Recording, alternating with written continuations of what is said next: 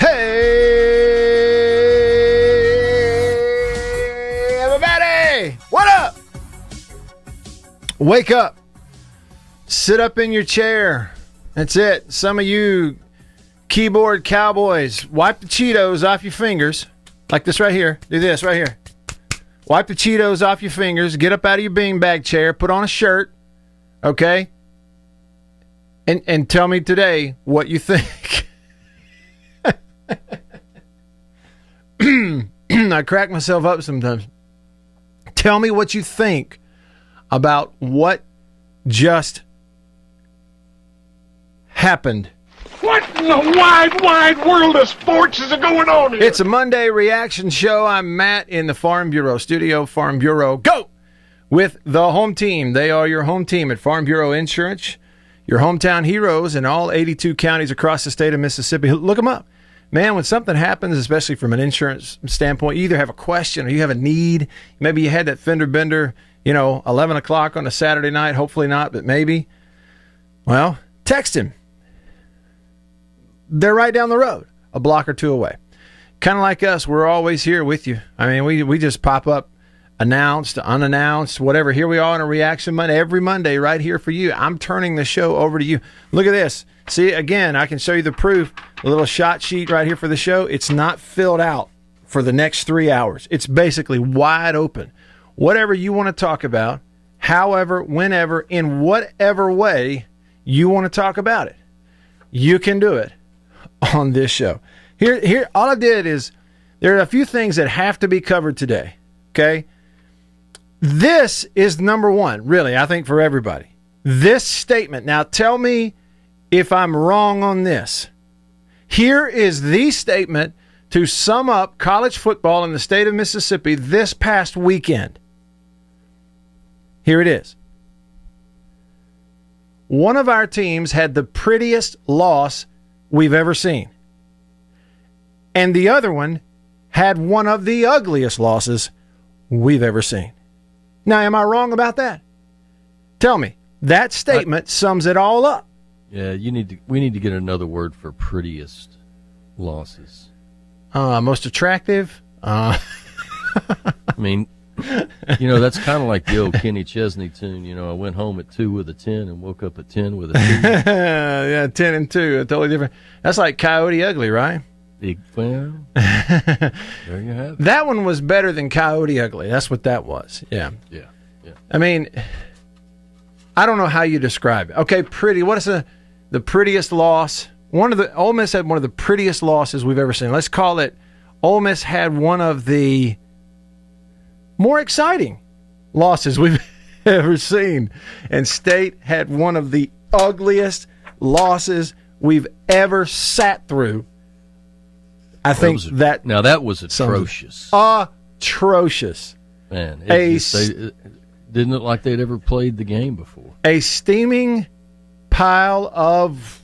Yes. Exactly. I mean, really? Okay, so we're going to cover that. State down, Ole Miss up. Dak. Awful. Prayers for him. Prayers. Meanwhile, DK Metcalf is taking over the NFL. He's taking over. Those uniforms took my eyes. It's hard to look at for a traditionalist. But he did. He might be the next revolution of Megatron. Well, right. He's like a cross between Megatron and Randy Moss. Think about that. Yeah. It's incredible what he's doing. He just gets better and better and better every week. So anyway, there's that. And then, yes, we must get into the fact that Southeastern Conference replay officiating once again jerked the rug right out from under the feet of a non-traditional SEC team. This time Arkansas. Arkansas won the football game. You hear me? The Razorbacks should have 2 wins in a row on the road. The Razorbacks won the football game. Arkansas beat Auburn, except for the most bogus video review I can think of since we've had video review. And there have been some bogus. If that had been Ole Miss or State, it would happen to them too. Here's a question for you. What if those two teams were reversed? What if it was Arkansas's quarterback who bounced it backwards and Auburn recovered to win the game? Guess which way that call goes? Auburn wins. Yeah, it stayed. Auburn wins.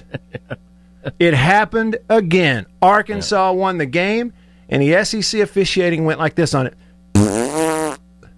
Yeah. So all those things how on the do you table. get a review wrong? Makes no sense. You know what it is, JB?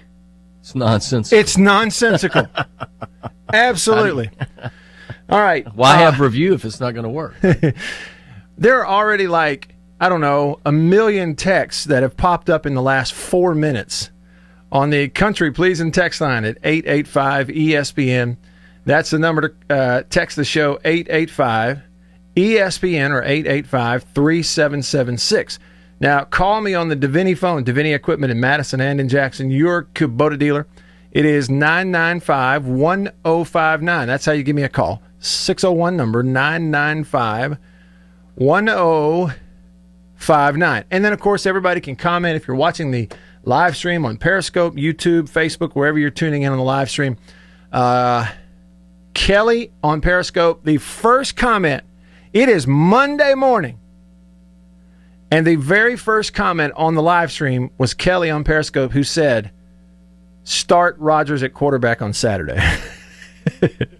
So that's setting the tone for the rest of the week, right? So she wants to start Will Rodgers at quarterback. Sven, and I would also add to that that you could help us out, the pedestrian fan, maybe how in the world, Will's going to move forward. What kind of packages will they have for him? And because I heard it ad nauseum during the broadcast on the TV that they just didn't have enough plays set for him. Yeah. And I looked at my brother-in-law, my son-in-law one time. I said, dude, evidently Leach only has 6 plays anyway. Yeah, I mean, well, that's what it looks. What does he not know? That's an excellent point. So anyway, I didn't mean to Okay, now we'll get into that. Sven on YouTube said, hey, Matt, we need, what do you say? I need my rock for hiding again for that blowout and scoring a safety, only the points in the ball game. Yeah, well, we were all wrong, Sven. There's not a rock big enough for all of us to get up under it. Jason says, what do you think the outcome of the Leach purge will be? Jason, out of everything this past weekend, nothing has been more blown out of proportion than the purge comment from Leach. It was on the back end of a sentence. I was listening. We were tuning in the broadcast booth to that portion of their press conference, and it was on the back end of a sentence. Contextually, when he had gone on for 5 minutes talking about coaching better, and at the end he goes, and if that doesn't work, maybe we have to, look at our players and see who doesn't want to be here and purge some of those. It was almost like a throwaway comment, and then some of y'all just took it and, purge players! It's ridiculous. Let's see, Kelly. Leach did not get to where he is not knowing how to win versus drop A. It's not a matter of knowing how to do it. It's a matter of doing it. All right. Coming to more comments on the live stream, YouTube, Facebook, elsewhere, and all these texts. I'm coming to your text. But let me just say on that comment, it's not about necessarily knowing how to do it. It's about being able to do it. I know how to complete an out route at 10 yards. But right now at 43 years old, could I drop back and throw it from one hash to the other, okay, if Richard Sherman is covering that receiver? Can I get that ball in there? No, is the answer. Probably couldn't have done it 20 years ago. 20 years ago, I picked sixth Champ Bailey in Georgia, in Athens. Sure did. Here you go. Other way. I'm a part of the Hall of Fame. If Yes, they put that stat in there. Okay, so could I? It ain't a matter of knowing how. It's a matter of being able to. So with that, I want you to think about this. In 2018, with Gardner Minshew, the quarterback at Washington State in that offense, do you know what teams could not do? They could not exclusively rush 3 and drop 8 in coverage versus Gardner Minshew in Washington State. They couldn't do it. Why? Because Gardner would, if you gave him 20 plays in a row, he'd complete all 20 right into the end zone. You could not get him off the field if that's all you did was gave him underneath throws. And some teams tried it, and they learned the hard way. We must come after him. Yeah, Matt, I went and watched 2018 Gardner Minshew, Washington State, and he was getting blitz. Right. You know why? Because every time teams did not try to pressure him, you know what he did?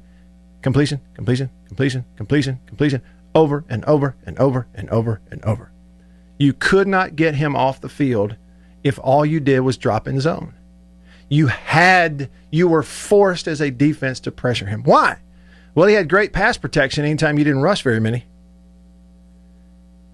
And number two, he'd get it out so accurately and quickly because he knew the offense so well, you couldn't stop him. You had to force him into mistakes by coming after him more. Think about that. Maybe a major difference of what we're talking about here, huh?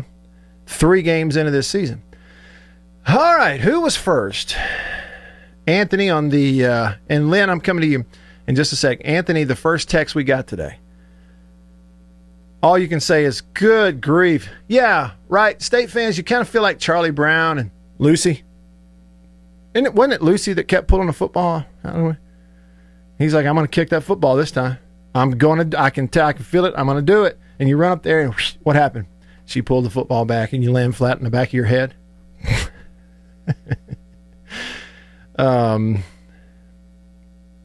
Love Alfalfa, a.k.a. Paul Walker, says, Dear Bulldog Offense, I hate your stinking guts. You make me vomit. You are the scum between my toes. Love Alfalfa. What a great scene from that movie, Little Rascals. And the song they sung about having $1. I got $1. I got $1. I got $1. Hey, hey, hey, hey. I love that one. Dave says, I'm a State fan. I want to talk about fishing. Yeah. Well, me, you, and Sven can get under that rock and talk about fishing all we want to, right? Kenny says, I'm not done with the dogs this year, but I expect nothing. All right. So expectations have plummeted for Kenny here on this Reaction Monday. Unnamed Texter says, Matt summed up the weekend beautifully. That's how I sum it up. One of our teams here had the best looking loss we've maybe ever seen. And the other one had the ugliest loss we may have ever seen. All in the same weekend. And unfortunately, one of our favorite sons, Dak, had one of the ugliest injuries we've seen in a long time. Reminded us a lot of Nick Fitzgerald's injury. And had surgery last night and is going to jump into the recovery ring, I guess, almost immediately. All right, Davini Equipment phone line. Let's start it off with Lynn, who's in on this Monday. Hey, Lynn, what's up? Matt. How you doing, Matt? I'm First fine. thing is Hail State. Hail State, back at you. Hail State, no matter what. Look, I want to ask you a couple things and make a point. When you can't block 3 with 5, I don't care who's playing quarterback.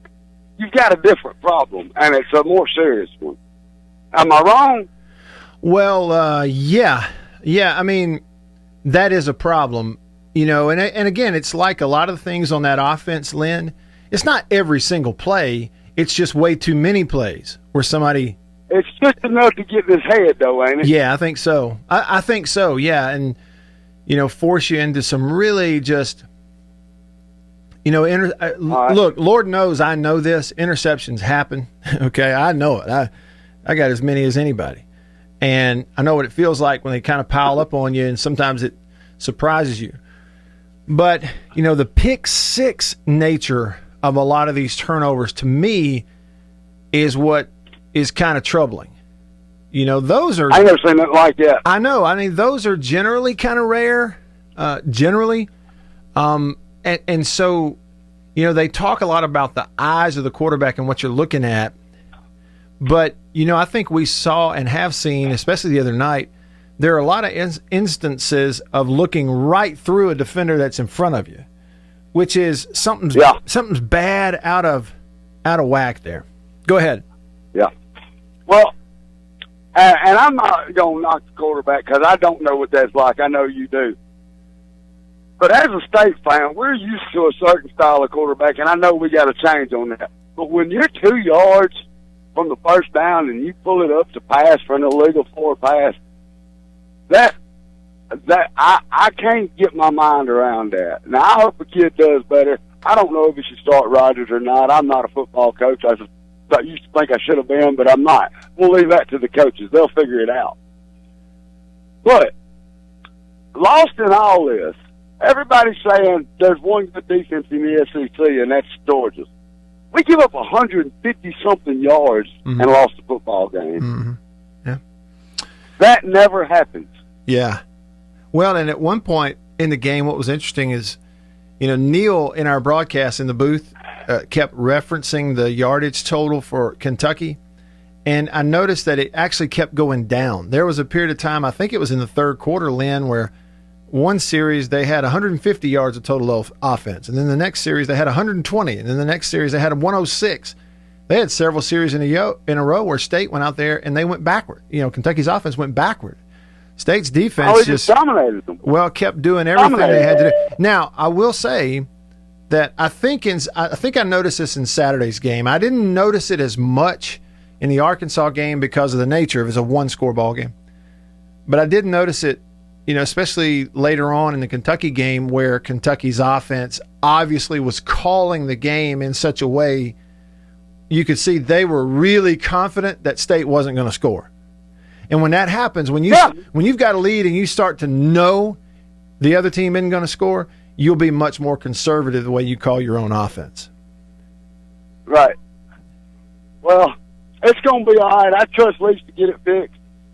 And hang in there, fellow Bulldog fans. It's going to be okay. Hail State, Matt. Enjoy the show. Thank you. Appreciate the call, Lynn.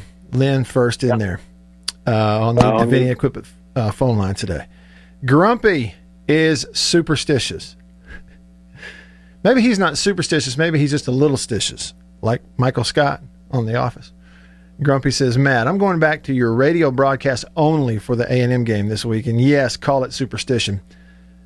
Grumpy praying for Dak. Thanks for the text. Jason in Flagstaff. He says about this weekend, the statement that Ole Miss had the prettiest loss we've ever seen. State had the ugliest one we've ever seen. Jason in Flagstaff says, yep, hanging around with number 1 Alabama, he calls him Alabama, is much better looking than being helpless against a barely average Kentucky team.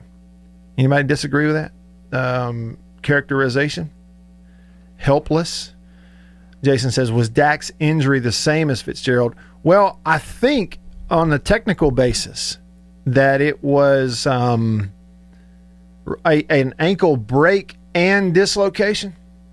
I mean, I read something where a doctor said, some people say compound fracture.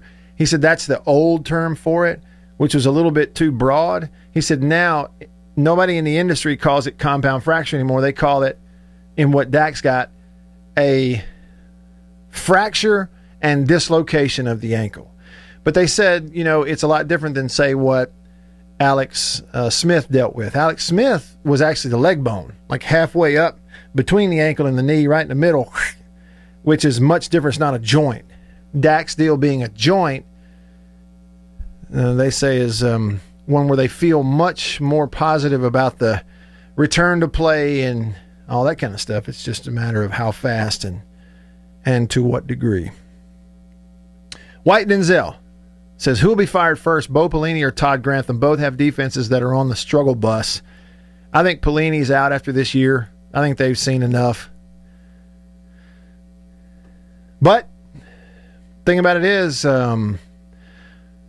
Florida's defense is the one that, it's the same coach from one year to the next and a lot of the same players from one year to the next. But, you talk about firing people, Denzel. I think sometimes we still forget that everybody's coming off. We're in a pandemic year where no one had spring practice.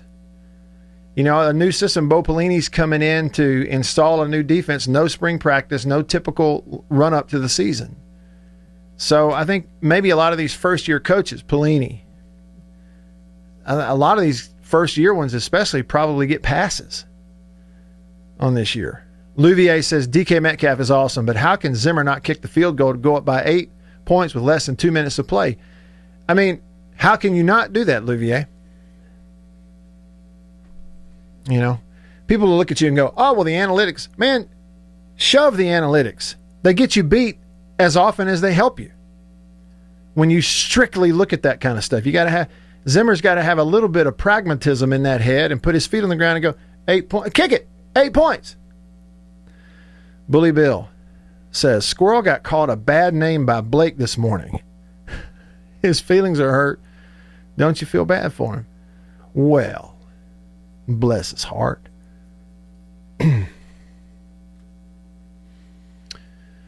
Chase says, Matt, how did you feel about Will Rogers' performance? That interception was not on him. That was just a great defensive play by Kentucky defender to rip the ball out. Yeah, that's it. I mean, you know, he's sitting there with 2 picks in the column. Will Rogers is right now, but he didn't play poorly. You know, first ball game in there after being away from the team for a couple of weeks. He goes in, and that should have been a touchdown, right? Like it hit the receiver as he turns his bang play. Receiver turns his head. The ball actually hits the receiver in the gut. He doesn't hang on to it, and it squeezes through where the DB falls down with it. So not on the quarterback at all. It's actually a pretty good play. Should have been a touchdown. And then, you know, last play of the game, you chunk it up there. They pick it off. You're just trying to throw it up the field, I guess. So, yeah, I thought he did okay. Wouldn't be surprised at all if he starts this week. Wouldn't be surprised at all if he doesn't. You know, they'll figure it out throughout the week, I feel pretty sure. Unless they've made their mind up, Leach is supposed to be at the podium today at 2 o'clock, and we'll join into that if we can. If it happens. More from you on the text line and elsewhere. Stick around.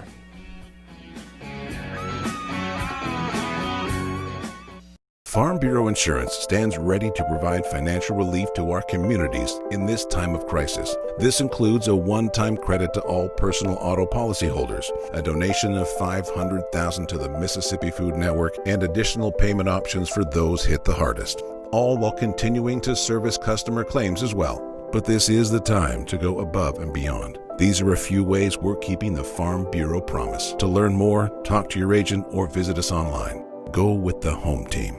Every farmer understands their farm can't thrive without some good partners like sun, soil, and rain. And farmers in North Mississippi also rely on another important partner, Mississippi Land Bank, because land and farm financing are Mississippi Land Bank's primary focus. We've grown alongside these farmers' crops for more than 100 years. We understand what a farmer needs, and we know the lay of the land in North Mississippi, and that's where I stand.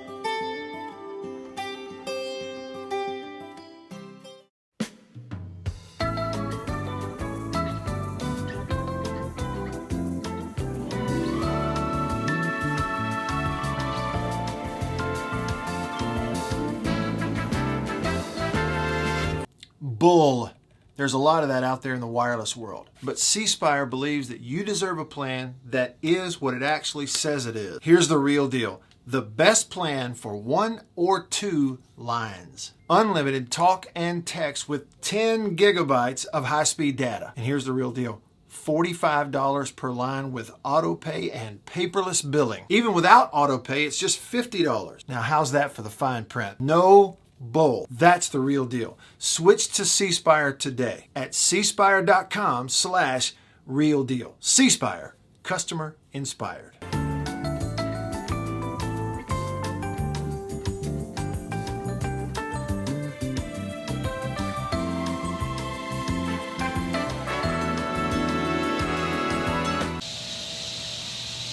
Man, that sounds like summertime in Mississippi, doesn't it? You know what else just screams summertime in Mississippi? Country Pleasin' sausage from Country Meat Packers in Florence. Check me out. Jalapeno and cheddar. Just got it at Kroger in Tupelo where I live. On grocery store shelves throughout the Southeast. Cut it up, throw it in the frying pan. Put it on a bun. Get some andouille, make some gumbo. It is the best sausage you've ever put in your mouth. Country Pleasin' sausage, countrypleasin.com. It is made up of hand-picked hams, bacon, and pork loin. That's why it tastes so good. I even got this cool hat from it. Check them out. Go by the butcher shop there in Florence, or order it online, or look for it in grocery stores. Walk up in there and say, Country Pleasin', please.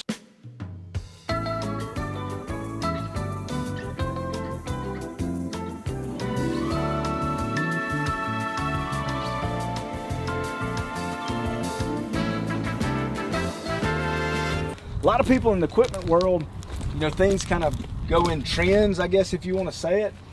So kind of the first big thing for 2020 that we look at when we start evaluating our business is going to be our turf equipment. That's kind of the first big push, because once everything, the water dries up and the grass starts growing, this is what everybody's looking to get.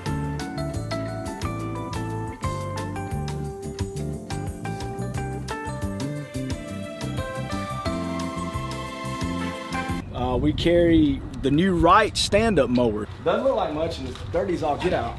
But this thing is, and it costs just as much as zero turn. Not a cheap unit at all. I mean, if you go out there and look at that zero turn, this thing right here, I mean, it's got all your components from your big pumps to your commercial engine to your large steel deck. It's back to the Matt Wyatt Show on the 50,000 watt sports powerhouse. ESPN 105.9 The Zone and streaming. Check it out online now at thezone1059.com. The real Eric on the Country Pleasing text line. Side note, prepare yourselves. I'm going to be receiving a package very soon at my house with new flavors of Country Pleasing sausage. I thought it was going to be snake away. No. Well, yeah. Call Henry. Hey, put some of that in there too. Well, I will have a problem if snakes are attracted to Country Pleasing sausage. I'm going to get a package of all new flavors and stuff, and I cannot wait. And I'm going to absolutely talk about it on the show. I'll tell you all about it. The real Eric on the Country Pleasing text line says, State fans, no Heisman or Atlanta talk this week? No! Anybody mentions the Heisman, you are immediately banned. No, well, that's not true. Actually, it's not true, because I think if we look at it in terms of reality, we do have a quarterback in the state of Mississippi who's trying to crash the Heisman party. It's just after week 1, it was KJ Costello, and now after week 3, it's Matt Corral of Ole Miss. Say what you want. Now, y'all tell me if I'm wrong about this. Saturday night was potentially a Heisman moment for Matt Corral. His numbers that he's putting up are right up there with anybody in just about any way you want to put them up. Okay. The Heisman has become as much a team award as it has been an individual award. Go look at who's winning it. That's the best player in the country, number 1 overall pick. Yeah, that happens to be on the best team every year. It kind of we can go all the way back to Mark Ingram and kind of line all that up. Who's the exception? Manziel? Exactly. Manziel is the main exception to that. Baker Mayfield? Well, sort of, but Manziel. Manziel didn't have him in the playoff, nowhere near it. Did he play in the playoff era? No. Sorry, didn't have it yet. But you get the point. And because Manziel did what? Went to Tuscaloosa and beat them and showed out. And doggone, they showed Matt Corral at the end of that game on camera. And he was furious. I mean, just steaming, sitting there on the sideline, about to chew his mouthpiece in half. And I honestly, I don't blame him. I love the competitiveness and the fire. And I'm sitting there going, well, he may actually understand. If as a team we could stop them and win this game, we got the offense to do it. But as a team, if we win this game, I'm automatically at the top of the Heisman conversation. But you lose the game, and they won't talk about you. The Heisman's kind of a team award. I think that's the truth of it. Boomer Sooner. Matt, no doubt or argument that Costello or whoever the quarterback is has to take care of the ball better. But a 3-man front cannot dominate your offensive line. Line play was absolutely offensive. That, according to Boomer Sooner on the Country Pleasing text line. More text. Let's go to Walt, who says, Matt, will Durkin and Partridge at least be able to get the Rebel defense to be somewhat competent at tackling before the season is over? I understand we're lacking in talent on that side of the ball, but we should at least be able to tackle. Thanks, Walt. Yeah, I would imagine that if people stay healthy, Walt, across the league, really across college football, we should see those things improve as the season goes on, right? You should tackling. It's just like getting more reps in it. When you didn't have spring to do tackling and you didn't quite have the normal strength and conditioning stuff, which tackling is a whole lot about strength and conditioning and all that. So I would think that it would improve, but I think it'll improve for everybody for the most part. Some teams have been better than others. State is a defense. You look at them, State has really tackled well. That's part of the reason that they're not giving up yards. They're not giving up yards after contact. Now, let's see. 3-Hump Camel says LSU didn't lose because their defense is soft. They lost because they couldn't score from first and goal at the 1-yard line. Whew. 4 shots at it. You know what, Gabe? 3-Hump Camel, I'll get to Gabe's. You know what, 3-Hump Camel? I don't know that this is entirely, universal. I just wish somebody out there had the time to go through the research on something like this, but look at teams, not red zone offense, no, goal line offense. Over the last, just take a 5-year sample in college football and go goal line offense. Teams that are best at scoring touchdowns, they get on the goal line. Everybody's going to have a pretty high percentage, but who has the highest percentage? And I would bet you it's teams with mobile quarterbacks. You see what they did on first and goal, second and goal. What did LSU do? Just hand it off and could not punch it in. Well, part of the reason is everybody lined up at the line of scrimmage defensively and not even the least bit worried about the quarterback taking a football and running with it. No, I ain't the least bit worried in Miles Brennan. Defensively, you're like, we're focusing on the running back. I'm going to hit him. You're slow enough that if you take off running after I've hit him, I still may catch you. You get that fast guy, that powerful guy, that good athlete at quarterback or runner, all of a sudden the goal line defense becomes much, much more difficult. Gabe says in all caps, Hail State, there's no place to go from here but up. Wants to play Rodgers, let him get the experience. You right about one thing. There's nowhere to go but up offensively. That was as bad as it was just, it was hard to watch. Honestly, I'm just expressing an honest feeling. Towards the end of that game the other day, I'm in the booth and I almost just kind of had this sick feeling like if I have to watch another 4-yard completion where we kind of wait and we throw it late, you catch it for 4 yards, and the receiver can't even get turned around before 2 guys just pummel him and knock him backwards, and they mark your forward progress. If I got to see that again, I'm going to throw up. Brandon on the Davini Equipment phone line. Davini Equipment, Madison and in Jackson. What's up, Brandon? Hey, man, I always love you guys' show. You're pretty much the only one I listen to during the day. I have a two-part question. I'm an Ole Miss fan first and foremost, but on the state side of the situation, I heard a guy on ESPN this weekend say that the air raid has already been figured out. That's my first question, and I'll get off the phone after the second question. Has everybody figured out the air raid? Is it not going to work in the SEC? And also, our defense is deplorable. And has been for 4 years.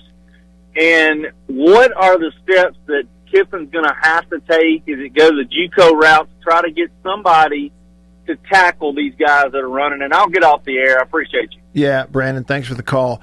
In all honesty, I haven't seen every snap of the Ole Miss defense like you probably have as a fan. I've only seen, stretches of games that are on TV, and I've been going to games myself every weekend. And so, but I agree, stats you can tell, scores you can tell, and then you watch. All it takes is watching 2 or 3 series, and we can see what you're talking about.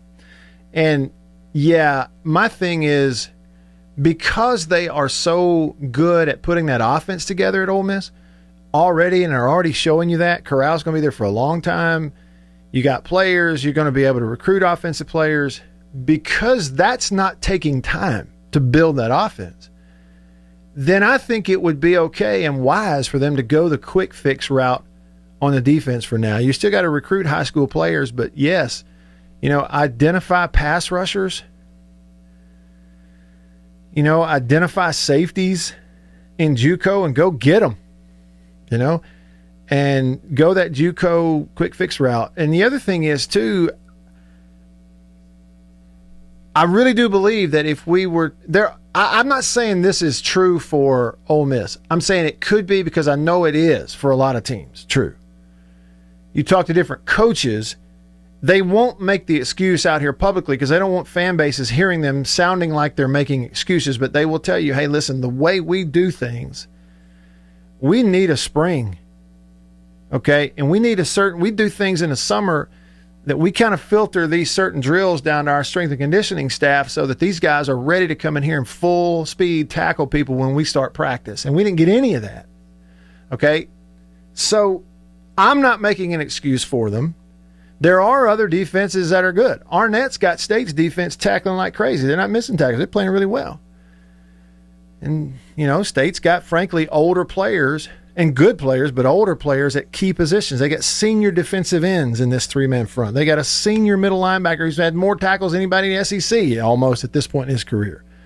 So I do think it's apples, but some are different than others. Okay, and then on the State thing, the comment that the air raid has been figured out. Here's what they have figured out. Arkansas, and then you saw it again with Kentucky, has figured out how to stop Mississippi State's air raid offense for the time being. I made this example earlier, but you can go back and watch them for yourself. The same offense, the same calls, the same routes. 2018 at Washington State with Gardner Minshew as the quarterback. Teams could not play this same defense and stop that offense. Same offense, different players, same offense, different quarterback. They could not exclusively rush 3 and drop 8 against Gardner Minshew. He beat people to sleep with it, and did when they tried it. Well, what's the difference, Matt? Well, one, his offensive line blocked 3 people all day long. They never get to him. And number 2, if you dropped and gave him zone throws, he'd complete 30 in a row. You couldn't get him off the field unless you pressured him into a mistake. He was that good at the underneath stuff. I'm just telling y'all, it's the least common denominator thinking to believe the big mushy-headed media folks who tell you, oh, the answer is rush 3, drop 8, it stops it every time. No, that's not the truth. It's more about who's doing it and how they're doing it. Trust me, stick around. Let nothing stand between you and the tree stand with this. Farm Bureau Insurance stands ready to provide financial relief to our communities in this time of crisis. This includes a one-time credit to all personal auto policyholders, a donation of $500,000 to the Mississippi Food Network, and additional payment options for those hit the hardest, all while continuing to service customer claims as well. But this is the time to go above and beyond. These are a few ways we're keeping the Farm Bureau promise. To learn more, talk to your agent or visit us online. Go with the home team. Every farmer understands their farm can't thrive without some good partners like sun, soil, and rain. And farmers in North Mississippi also rely on another important partner, Mississippi Land Bank, because land and farm financing are Mississippi Land Bank's primary focus. We've grown alongside these farmers' crops for more than 100 years. We understand what a farmer needs, and we know the lay of the land in North Mississippi, and that's where I stand.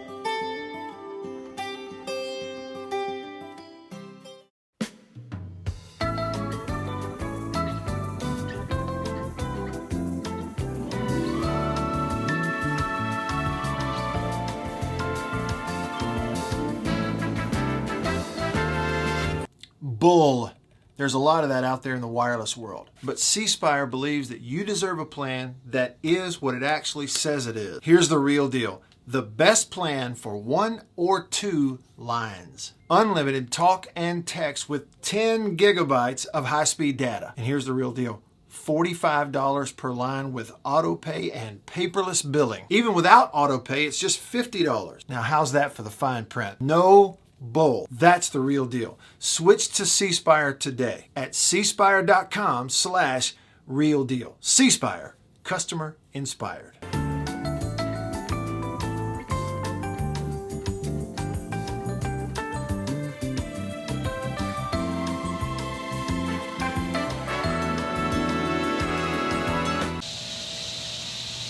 Man, that sounds like summertime in Mississippi, doesn't it? You know what else just screams Summertime in Mississippi. Country Pleasin' Sausage from Country Meat Packers in Florence. Check me out. Jalapeno and cheddar. Just got it at Kroger in Tupelo where I live. On grocery store shelves throughout the Southeast. Cut it up, throw it in the frying pan. Put it on a bun. Get some andouille, make some gumbo. It is the best sausage you've ever put in your mouth. Country Pleasin' Sausage, countrypleasin.com. It is made up of hand-picked hams, bacon, and pork loin. That's why it tastes so good. I even got this cool hat from them. Check them out. Go by the butcher shop there in Florence, or order it online, or look for it in grocery stores. Walk up in there and say, Country Pleasin', please.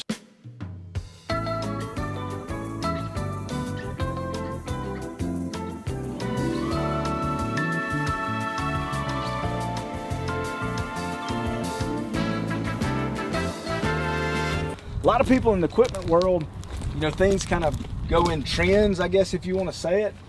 So kind of the first big thing for 2020 that we look at when we start evaluating our business is going to be our turf equipment. That's kind of the first big push, because once everything, the water dries up and the grass starts growing, this is what everybody's looking to get.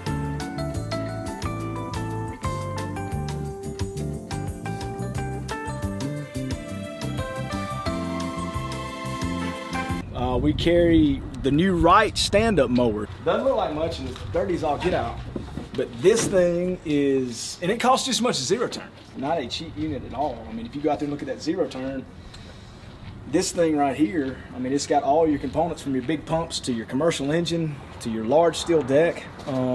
And these guys. For you, Mississippi. Online transmission is ready, sir. Live online at thezone1059.com and Keep your radio turned on to ESPN 105.9, The Zone.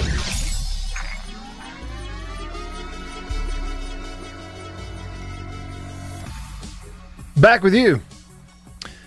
Kelly said on the live stream, I agree with your assessment on air raid, Matt. Leach has said all along it's about execution. And it really is. And it's very, very, very quarterback dependent. Okay. And I think too, the timing of the execution, and maybe that only comes with time and experience and everything. But I can look, we can just look in the gap. What is missing? All right. Look at Washington State, same offense, same calls, same routes in 2018 with Gardner Minshew, or even last year, but I'm using Minshew as an example because we're all a little more familiar with that. And then compare it here to 2020 State and look at the same routes versus the same looks. I mean, Minshew was so sharp and so precise just time after time, at 99 times out of 100. If you dropped and gave him underneath stuff, the timing was perfect, throws perfect. Guys are catching it with a little bit quicker time to turn around and make a move, make a guy miss. They just keep executing. And defenses, they were going, well, we're going to be patient and force you into play. Well, it didn't work. You couldn't be patient and force him into mistakes. He didn't make any mistakes against drop deal because number one, he was hardly ever pressured. You rush three, those guys he's standing back there all day. And then he's accurate and quick and accurate and quick. So defenses are like, look, we can't just sit back there, let them keep our offense on the field all night long. They go on 15-play drives and just beat us. We can't do that. We have to get out of it and try to force him to mistakes. We got to go after him some. Well, so far in State's offense in 2 ball games, they've yet to put any pressure on the opposing defense, Arkansas or Kentucky, to get out of their zone and come after us. Because you've just shown, well, if you make us run enough plays, I'll miss a few underneath throws. We'll have a bust in protection once out of every 5 or 6 plays, and we'll throw it to you. You just be patient, defense. We'll throw it to you. Well, so far, you haven't pressured them to do anything else. That's the way this works. That's a little bit of an explanation of execution and how that works. Here we go. JB, let me apologize to Shane if he's still on. He's still with us? Oh, yeah. Okay, good. Shane, on the Davini Equipment phone line, thanks for hanging on through the break, Shane, being patient. What's up? Hey, happy Monday, guys. Great show. As far as the Rebel defense, I mean, it's deplorable. We all knew it was going to be tough this year. It's hard to watch. I mean, it's really tough to watch. But is it really tough to watch, though, Shane? Like, honestly, I'm thinking as a fan, if you can go out and score every time, knowing your defense may be a little undermanned and may get scored on, Is that really tough to watch, or is it tougher for State fans right now to watch their defense stop people and the offense non-competitive? Yeah, going to Kentucky doing that has to be horrific to watch. I mean, I didn't watch the game. I was watching the Ole Miss game, but it's tough, especially this day and age. But, you know, a lockdown defense typically comes to play every week. It's hard sometimes to put an offense on a rail. Yeah. And my fear is we're gonna have a game where we score 17 points, and it has to happen eventually. And that's the hard part. That's what concerns me is you know, our offense is fun to watch. I mean, I think Kiffin and Levy, that's just a great combo, a great duo, and we knew that going in. You know, and I think the future is incredibly bright if Kiffin will stay with us. And then some things will go right for us on the recruiting trail. But watching the defense, I mean, it's like right now, I wish we could call a MAC school and say, send 11 players that you're not playing ball right now. Absolutely. And let them suit up. I mean, it's that bad, but my point is, and I'll get off, but my point is, Matt, you go back 5 years, you can go look in the Superdome tonight when the Saints play. There's still some Ole Miss fans sitting in the Superdome. They never left the Superdome years ago. They never left. They're still playing hide and seek in the Superdome. And the people, and I'm not trying to start a freeze argument, but the bottom line is, while we were worried about players like Rashawn Gary and Jeffrey Simmons on signing day who left us at the altar, we didn't sign anybody. And in 2017, we were basically offering scholarships to anybody. Mm-hmm. That's where all this started. You can go back and blame your heroes, you freeze people, and then go on and look what Matt Luke did, and he whiffed the 2018 class. That's one of the reasons he got the job. He promised he was going to deliver the 2018 class. That did not happen. We did not get players like Willie Gay and players in this state that we had a shot at. I'm just using him as an example. The bottom line is this is why you see this defense right now, the failures in recruiting. And Kiffin can fix it if anyone can through the portal, maybe some JUCOs. Yeah. That's such a gamble. But anyway, man, keep up the good work. You guys have a great week. Thanks. Shane, appreciate you calling. Thanks for hanging on through the break. And I agree with you totally, and that's it. You know, that's the scary thing, isn't it, as a fan? And most fans have seen it. Like Alabama fans hadn't seen it in a while. Georgia fans haven't at the rate that they're recruiting. And they may be about to start that up at A&M the way they're recruiting. But everybody else, all of us have experienced as fans. It's a scary thing, and you go, man, you can go back and trace it back to 3 and 4 years. And if you have even really 1 year where you totally whiff on a position in recruiting, on any one position in recruiting in 1 year, but let alone 2 years in a row where you miss on one position, it's almost unavoidable that it's going to be this huge break in the chain for you here 2-3 years later, and there's nothing you can do about it. And it takes you 3 years to recruit your way out of it. And now we have to make the decision, okay, do we fix it in the portal and in JUCO, and that is risky and all this kind of stuff. I would say that I think certainly JUCO and even the portal stuff is a lot less risky than some of us think. Risky, maybe not the right word. You know, a lot of times in the portal, you can get a guy who's got 1 year of eligibility. You can go get somebody that's an immediate fit and great ability. The problem is getting all that meshed and welded together in one season, right? Like I look at, y'all help me out. I'm drawing a blank on the receiver's name that transferred to State from Kansas State, played 1 year for Joe Moorhead. Somebody will hit me up real quick here on the comment. Y'all know who I'm talking about. But anyway, State and then played against him at Kansas State in 2018. Last year, 2019, he transferred in, played for State.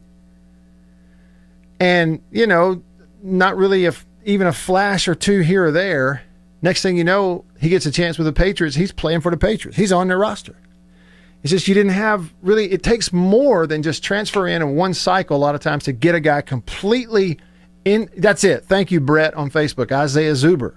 It takes more than a year to get a guy completely in your program, a part of it, where he's functioning just like everybody else in the program. That's the risky thing about the portal. It's a really good point. Red Rebel on the country pleasing text line, 885-ESPN, 601 number 885-ESPN. Red Rebel says, where's Chicken Hawk?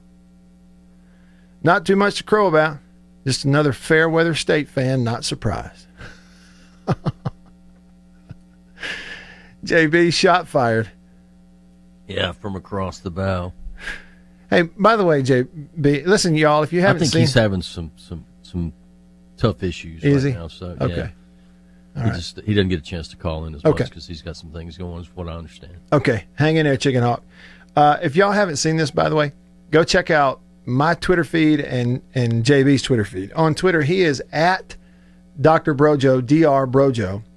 I am Radio Wyatt. We both took part in the Yoke is on You challenge from Extra Table. It's an organization in Mississippi that is working to provide food and good food to hungry people, to families that don't have food, kids that don't have food, trying to eliminate hunger in Mississippi. It's an organization called Extra Table, and they're doing great things, and they're asking for donations, any large or small. And so there's a video of my daughter smashing an egg on my head as a part of the Yoke is on You. And I challenged others, including JB.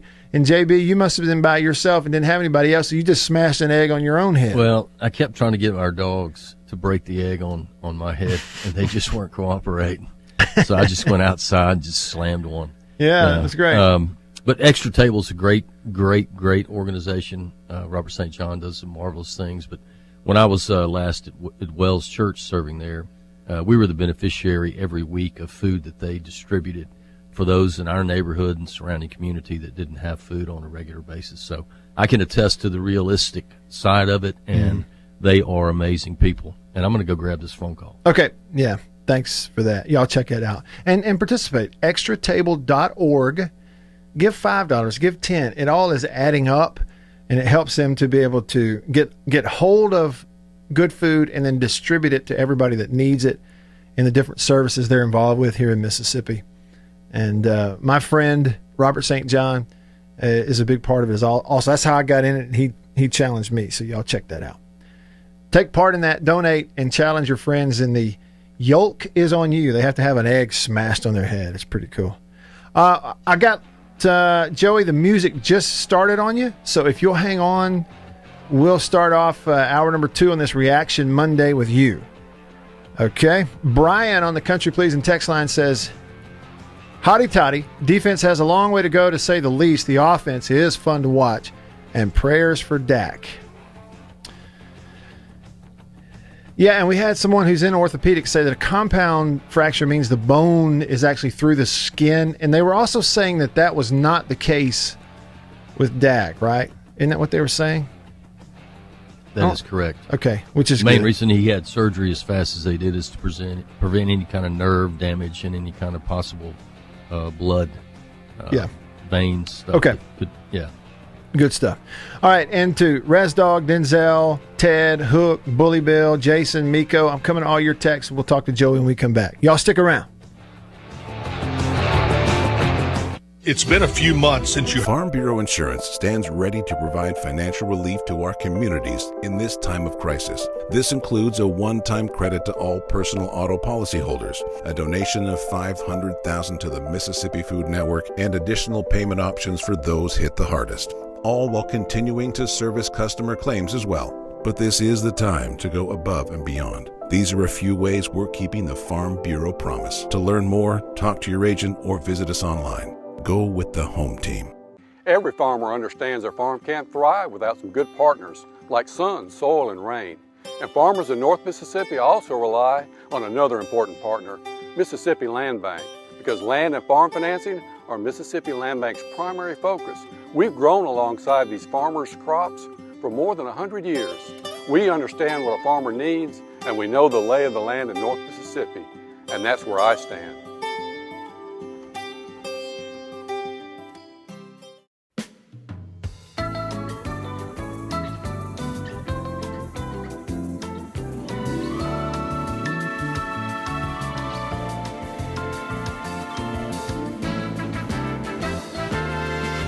Bull. There's a lot of that out there in the wireless world. But C Spire believes that you deserve a plan that is what it actually says it is. Here's the real deal. The best plan for 1 or 2 lines. Unlimited talk and text with 10 gigabytes of high-speed data. And here's the real deal. $45 per line with auto pay and paperless billing. Even without auto pay, it's just $50. Now, how's that for the fine print? No bull. That's the real deal. Switch to C Spire today at cspire.com/real deal. C Spire, customer inspired.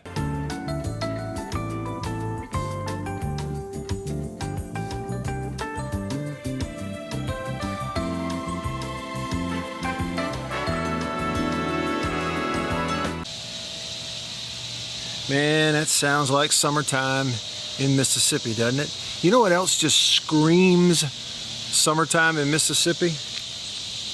Country Pleasing sausage from Country Meat Packers in Florence. Check me out. Jalapeno and cheddar. Just got it at Kroger in Tupelo where I live. On grocery store shelves throughout the Southeast. Cut it up, throw it in the frying pan. Put it on a bun. Get some andouille, make some gumbo. It is the best sausage you've ever put in your mouth. Country Pleasing sausage, countrypleasing.com. It is made up of hand-picked hams, bacon, and pork loin. That's why it tastes so good. I even got this cool hat from them. Check them out. Go by the butcher shop there in Florence, or order it online, or look for it in grocery stores. Walk up in there and say, Country Pleasing, please.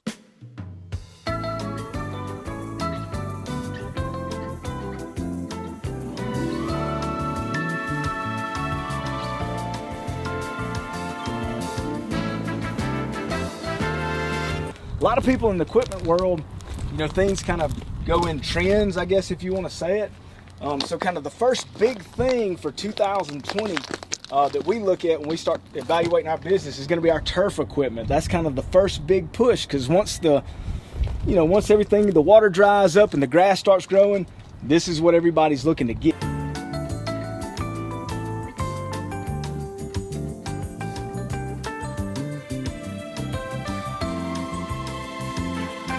We carry the new REAX stand-up mower. Doesn't look like much and it's dirty as all get out. But this thing is, and it costs just as much as zero turn. Not a cheap unit at all. I mean, if you go out there and look at that zero turn, this thing right here, I mean, it's got all your components from your big pumps to your commercial engine to your large steel deck. And these guys were the first ones to make the standard mower. Hey, are you buying land or selling it? You need to let Matt Anderson with National Land Realty help you out. Matt Anderson Properties. Here's what Matt can do. If you're buying land, you can view the property without ever setting foot on it. They've got the 360-degree interactive drone touring. It's really cool. You got to check it out. And if you're selling property, Matt's going to get you consistent reports, comprehensive reports of who's looking, how many people looked at your listing. You need to let him help you. Matt Anderson Properties with National Land Realty. Call him, 601-408-5155. Hey, if you listen to the show, you know that the new third hour of the Matt Wyatt Show is brought to you by Overstreet Properties in Starkville. Here's what you need to know. If you're looking for a weekend home or condo, full-time residence, investment property, maybe just an apartment to lease, you got a student going to school at State, call Kane Overstreet at Overstreet Properties. In Starkville, it's 323-8618, or look them up online, overstreetproperties.com.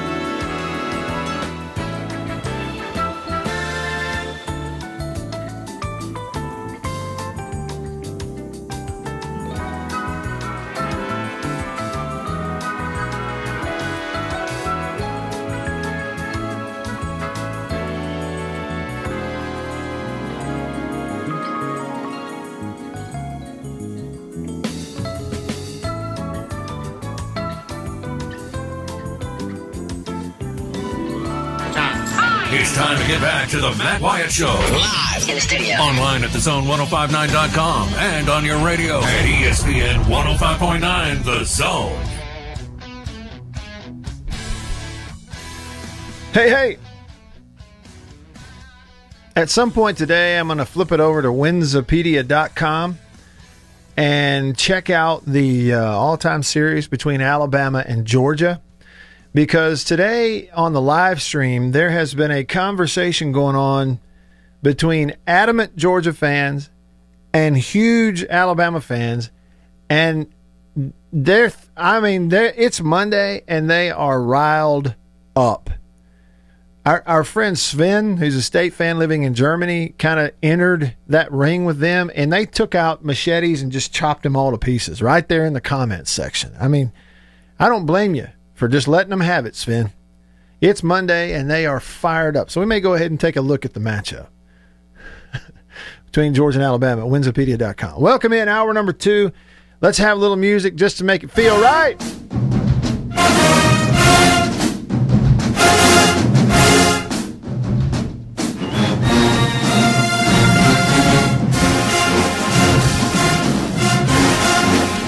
The JSU Sonic Boom talking out the side of your neck. All right, so hour 2, if you're just joining us, lots of ways for you to be a part of the show. All right, so text me on the Country Pleasing text line 885-ESPN, 885-ESPN. I said earlier that this weekend one team had the prettiest loss we've ever seen and the other one had the ugliest loss we've ever seen here in Mississippi. Lynn on the Country Pleasing text line says, yeah, that same pretty loss is still an L. At the end of the year, ugly, pretty, doesn't matter. L is an L. And like Herm said, you play to win the game. He said, Hail State. Call me on the Davini phone, Davini Equipment, Madison and in Jackson. Your Kubota dealer. The oldest Kubota dealer in the U.S. That means they've been doing better longer than anyone else. Doing it better longer than anyone else. At Davini. All right, so Davini Equipment phone line is 995-1059-601, 995-1059. Right before we went to the break and came in at hour number 2, Joey called us. We're going to start it off with him. So, Joey, thanks for hanging on. What's up? Running around Louisiana buying LSU gear on clearance. I'm going to resell it when they rebound. Hey, you sound like a businessman. That's some vision right there. Look, I tell you what, and I figured out how to beat Florida. How's that? It's not a hard formula. Get in 3rd and 8. Do whatever you want to do. Run the ball on 1st down, get a couple yards. Maybe take a shot on 2nd down. Now you're in 3rd and 8. You get out a big, giant board and you hold it up and say, Grantham, we're going to throw the ball. And you beat the blitz. Mm-hmm. I mean, come on. It's like Grantham and Mike Leach don't know what the numbers 3 and 8 are. It's like they're confusing for both of them. I mean, they're just getting this is embarrassing to see teams getting carved up like this. Mm-hmm. I told you that Florida was going to have problems with that game. Yeah, and they sure did, and didn't they? Couldn't stop and them. I told you Alabama wasn't going to blow out Ole Miss either. It's almost like I know some of this stuff real, C. Collins. Because the last touchdown, really, you think about it, it's kind of vanity, if you ask me. I mean, so that game was really a little closer. How about this? And if Ole Miss gets that onside kick, they might win that football game. How about this, Joey? Texas A&M in the ball game on 3rd down against Florida was 12 of 15. They were 12 of 15 on 3rd down. Hey, all you do is get in 3rd and 8. That's how you beat 3rd and Well, yeah, I guess so. Fans. Because A&M only had one play the entire game where they were in 3rd and 9 or longer. So what we classify as 3rd and 3rd and long is 9 yards or more. Right. They only had one of those. Only 1 3rd and long in the whole ball game. How about that? I don't know how much it would have mattered because what were they averaging on 3rd down? Let's see. I can tell. I would say somewhere around 15 yards. Average third down distance to go for A&M was 5.2 yards. They were 4 out of 5 on third and shorts. So that was the average to go, but yeah. I think they were picking up 15 yards. They were getting a lot of. Well, I can tell you that. A lot more than they needed. All right, A&M, get this. Third down passing. A&M was 10 for 11 for 109 yards on third down in the game. Their average yards per completion was 11. 10.9 yards. Yep, 11 yards. So you're right. I mean, when you look at that, you just can't play worse third down defense than that. You really can't. No, it was terrible. That's why Alabama fans used to say third and Grantham. I mean, this football season, I guess the one positive thing is this COVID.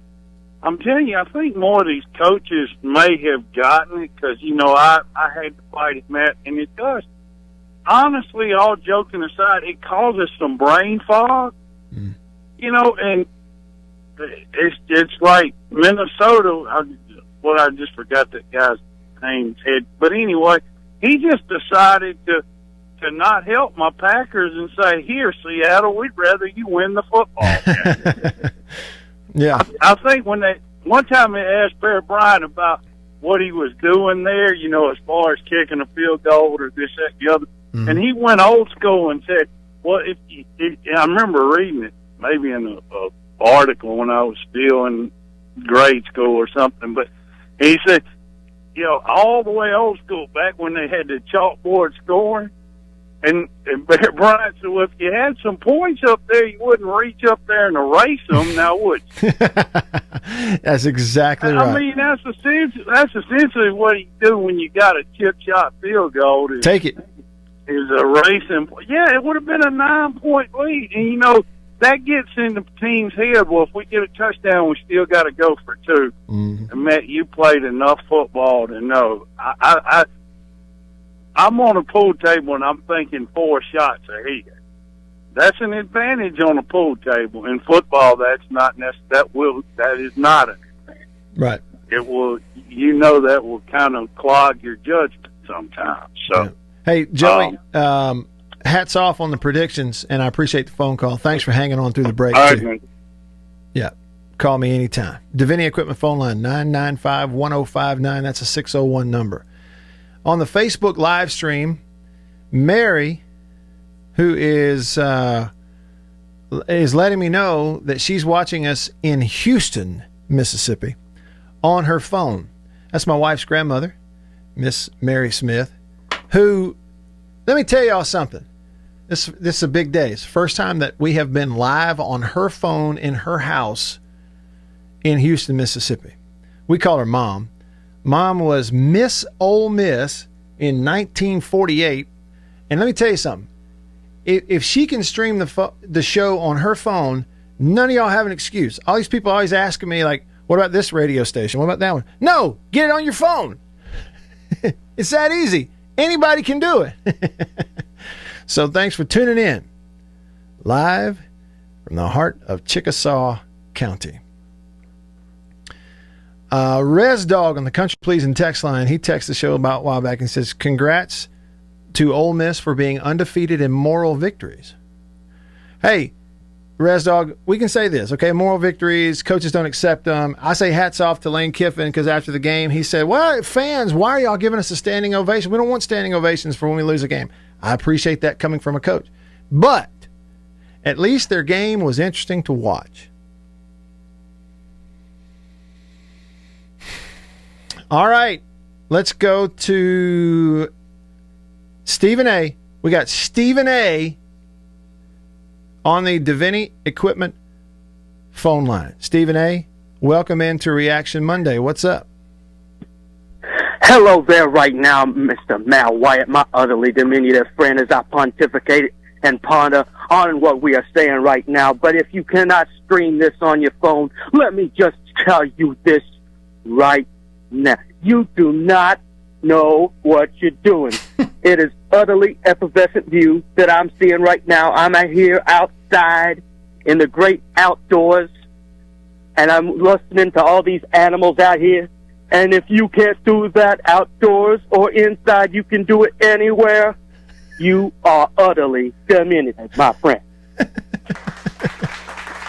Stephen A., real quick, can you summarize the weekend in college football in the state of Mississippi?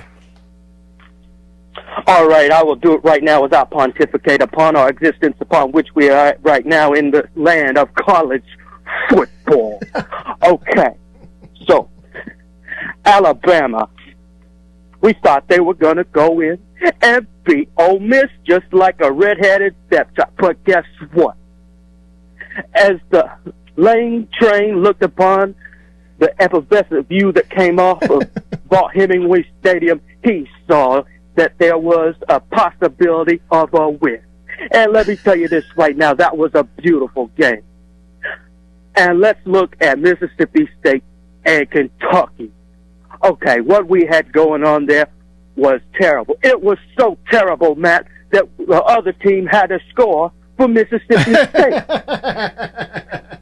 What I saw right there was one of the best defenses in the Southeastern Conference right now, my utterly diminutive friend. And let me just tell you right now as I ponder this, I think that Mississippi State offense has the extreme energy of an ice cube in a sub-zero freezing.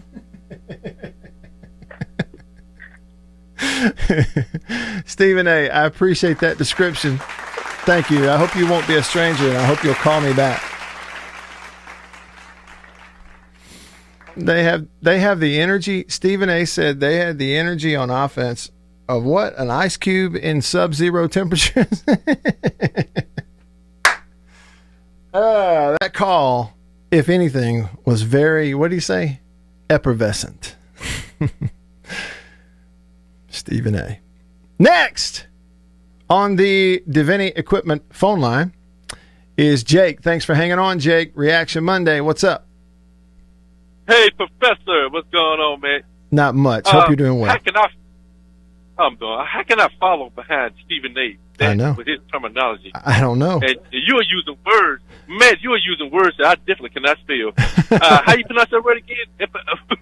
I can't pronounce it. That's why you're the professor, bro. I'm pretty ticked off. Number one, my neighbor knew there was a hurricane, repercussions coming up, and he's reluctant to keep his toys and his dog's toys and his kids' toys in his yard. Mm-hmm. So it was all in my yard. So, I spent the whole day Saturday, picking all his stuff up, which he did not come over to help. That's one reason why I'm mad. My Gators fumbled the ball on the last drive. Mm-hmm. And, I'm mad about that. But I saw something in Mississippi State on this LSU game. I saw it in the first half. I saw how this quarterback can get rattled. But LSU didn't capitalize on his inexperience. Now I'm seeing, okay, this guy get rattled real quick. They got a real good team. But like Joey said, that the C-19 stuff, I don't think the coaches have it, but I think this did something to this, this whole football scheme thing, because I don't think they had enough practice. It was in the air on whether they're going to play or not, and I think this COVID-19 thing did something to this team, to basically all of them. That's what I think. Yeah, Jake. Because I was going to jump in there real quick and just say that I do think. Go ahead. Yeah, I do think you're seeing across football all these different oddities. It's not just one thing. It's not like every offense is showing out and every defense is struggling. That's not the case. But I think what we're seeing is, everything is just so much different and out of whack as compared to a normal season in the NFL and in college football. And I do think, in general across football, offense is up. We talked about that in the offseason coming into this COVID season, that we thought offense would be up, especially teams with experienced quarterbacks and their systems are the same or similar to what they've run. They're going to have an advantage. And pretty much that has happened. And I do think that's a COVID thing, because People didn't have springs, so they didn't have tackling, so they didn't have installation. They didn't have reps.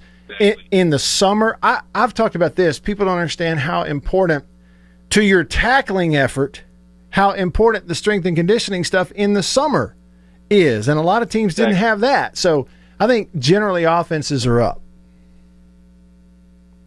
Exactly. I did a little coaching, and it's all about rhythm. When you get a good rhythm up, you got to keep it up. And I heard what Dan Mullen said about he gonna bring everybody into the swamp now. 90,000 gonna come in. I'm like, Dan, that's the problem, bro. Mm-hmm. You know, you got to hold on to the ball, and those third downs, you have to stop them. You can't let enemy just run up and down the field. You got to stop. Hey, thanks, man. I appreciate it, brother. Yeah, thanks, Jake. Appreciate you calling in. Rodney from Ripley on the Davini Equipment phone line. What's up, Rodney? Still there? All right, Rodney, call us back. 601-995-1059. All right, real quick, on the live stream, Charlie says 3 games, 3 pick sixes, 9 in 3 games. Would you say that our problem are at least 60% quarterback related on offense? Yes. No, I mean, it's primarily quarterback. Now, I'm not saying that critically. There's all kinds of reasons and things, and you go through stuff during the course of a season. But I say to this point, in 2 losses, I think the primary issue has been the turnovers, which are coming from the quarterback position.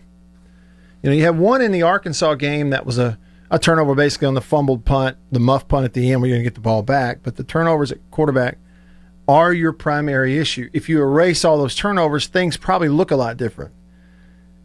Maybe the win-losses look a lot different, but the offense as a whole looks a lot different. So that's primary. I don't think the primary issue is the offensive line. Is there issues there? Yeah, there are times they have breakdowns. There are times they get bull rush. There are times they let somebody inside them at tackle, right back to the QB. Issues. It happens too often, has in the last 2 games. That's not the primary issue. The primary issue is throwing it to the other team. That's the way it is. Look, I've been there, and it hurts getting that film session, and you got to look your teammates in the eye after you threw it to the other team 3 or 4 times. Hey, I've been there. Know exactly how that feels. No fun. And the real struggle, I think, is for the quarterback and the coaching staff both to make sure you can still go out and play with full confidence. You can still go out and just turn it loose. Pull that trigger, because if you don't, you hesitate, now you really have problems if you're scared to let it go. And sometimes, a lot of picks will shell shock you into that. And the only thing you can do is get benched until you're able to mentally hit the reset button. Been there. Jeff on the Country Pleasing text says, I'm not talking about Heisman caliber, but Schrader is being robbed of a college career. Well, he's a receiver, playing on special teams, all that kind of stuff. And this is a free year eligibility-wise. If he doesn't like it, it's not costing him. You say he's being robbed of a college career. How is he being robbed of a college career if this year does not count against his eligibility? And he still has a red shirt intact also. He's got 2 free years left. So that's a poor statement. Randy says, Matt, what was going on with the 2 10-second runoffs for defensive injury before the half? Randy, that was a head official who forgot in the middle of a nationally televised game that there ain't no 10-second runoff for a defensive player being hurt. It's offensive. Now, you can go, well, he was just letting everybody know. Well, the official, if somebody asks the official, hey, isn't there a 10-second runoff? Yeah, no, that's a defensive guy. You don't have to get on the loudspeaker and announce it to the world twice. Officials are human too. They have senior moments just like all of us. And that one had 2 brain on national television. Happened twice. And I'm not all that surprised. Started the show with this statement. Arkansas won that football game. It is unfathomable, say that 5 times fast. Unfathomable. Unfathomable what those officials did to Arkansas. Arkansas won that ball game. And they grabbed that rug and went right out from under their feet and effectively handed Auburn the football game. The unfathomable instance from SEC officiating in football has happened way too often recently. Let's see here. A couple things, then I'm coming back to the phone line. Well, actually, I may have shorted Ron on his time. Ron, let's get you in here. I got about a minute left before the music starts. Davini Equipment phone. Hey, Ron, what's up? Hey, man, I was just going to say, man, look, state fans, as I am, look, just, pump the brakes on it a little bit. As far as the quarterback, issues go, look, Costello has got a weak arm. Everybody, I mean, you can see that, and Will Rogers has too. Until he gets, his own guys in there, until he gets his guys in there that can actually throw the football, this is the way it's going to be. And I ain't going to say you got to throw 5 and 6 interceptions. That's crazy. But until he gets his guys and some wide receivers in there, because it's not, just put 3 up and drop 8. That's not going to happen. They can, they're smart. They're smart enough, to get over that. Yeah. But like I said, is what's going to happen eventually. Is he's going to get his guys in there? Just this is the way it is because, they had no spring. Hey, Ron, thanks for the call. We got a split. Appreciate you calling. Thanks for hanging on. Sorry to have to cut you off short. Y'all stick around. We'll be right back.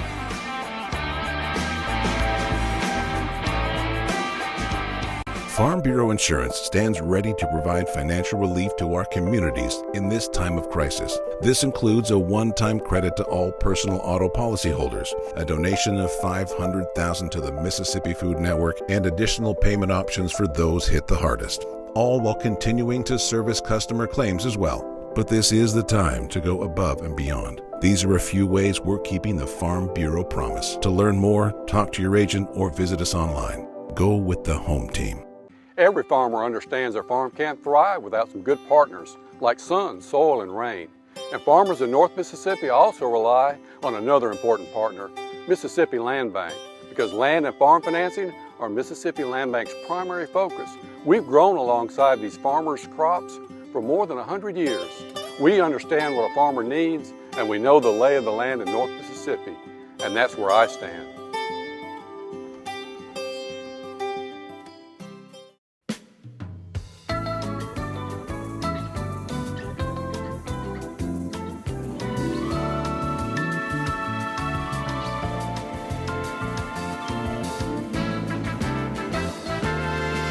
Bull. There's a lot of that out there in the wireless world. But C Spire believes that you deserve a plan that is what it actually says it is. Here's the real deal. The best plan for 1 or 2 lines. Unlimited talk and text with 10 gigabytes of high-speed data. And here's the real deal. $45 per line with auto pay and paperless billing. Even without auto pay, it's just $50. Now, how's that for the fine print? No bull. That's the real deal. Switch to C Spire today at cspire.com/real deal. C Spire, customer inspired.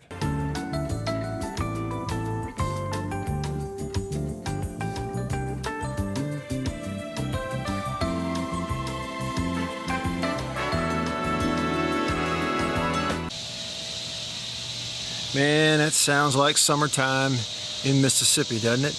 You know what else just screams summertime in Mississippi? Country Pleasing Sausage from Country Meat Packers in Florence. Check me out. Jalapeno and cheddar. Just got it at Kroger in Tupelo where I live. On grocery store shelves throughout the Southeast. Cut it up, throw it in the frying pan. Put it on a bun.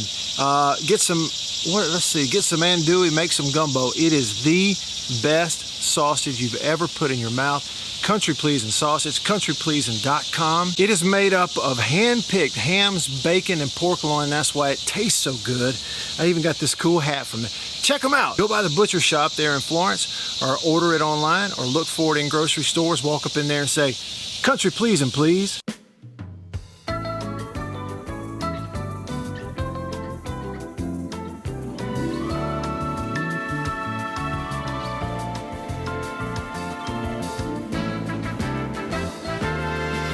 A lot of people in the equipment world, things kind of go in trends, I guess, if you want to say it.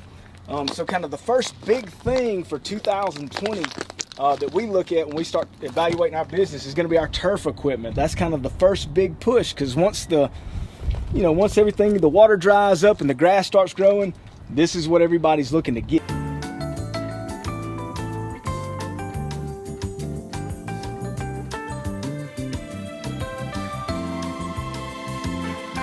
We carry the new REAX stand-up mower. Doesn't look like much, and it's dirty as all get out.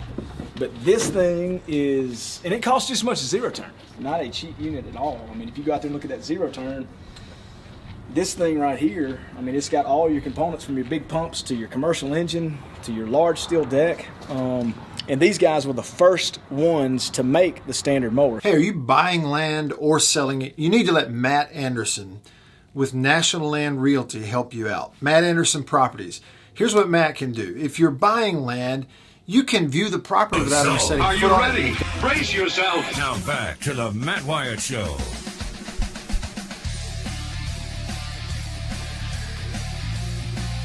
Jason commented on the live stream. He said, Saban crying that Lane was stealing signals.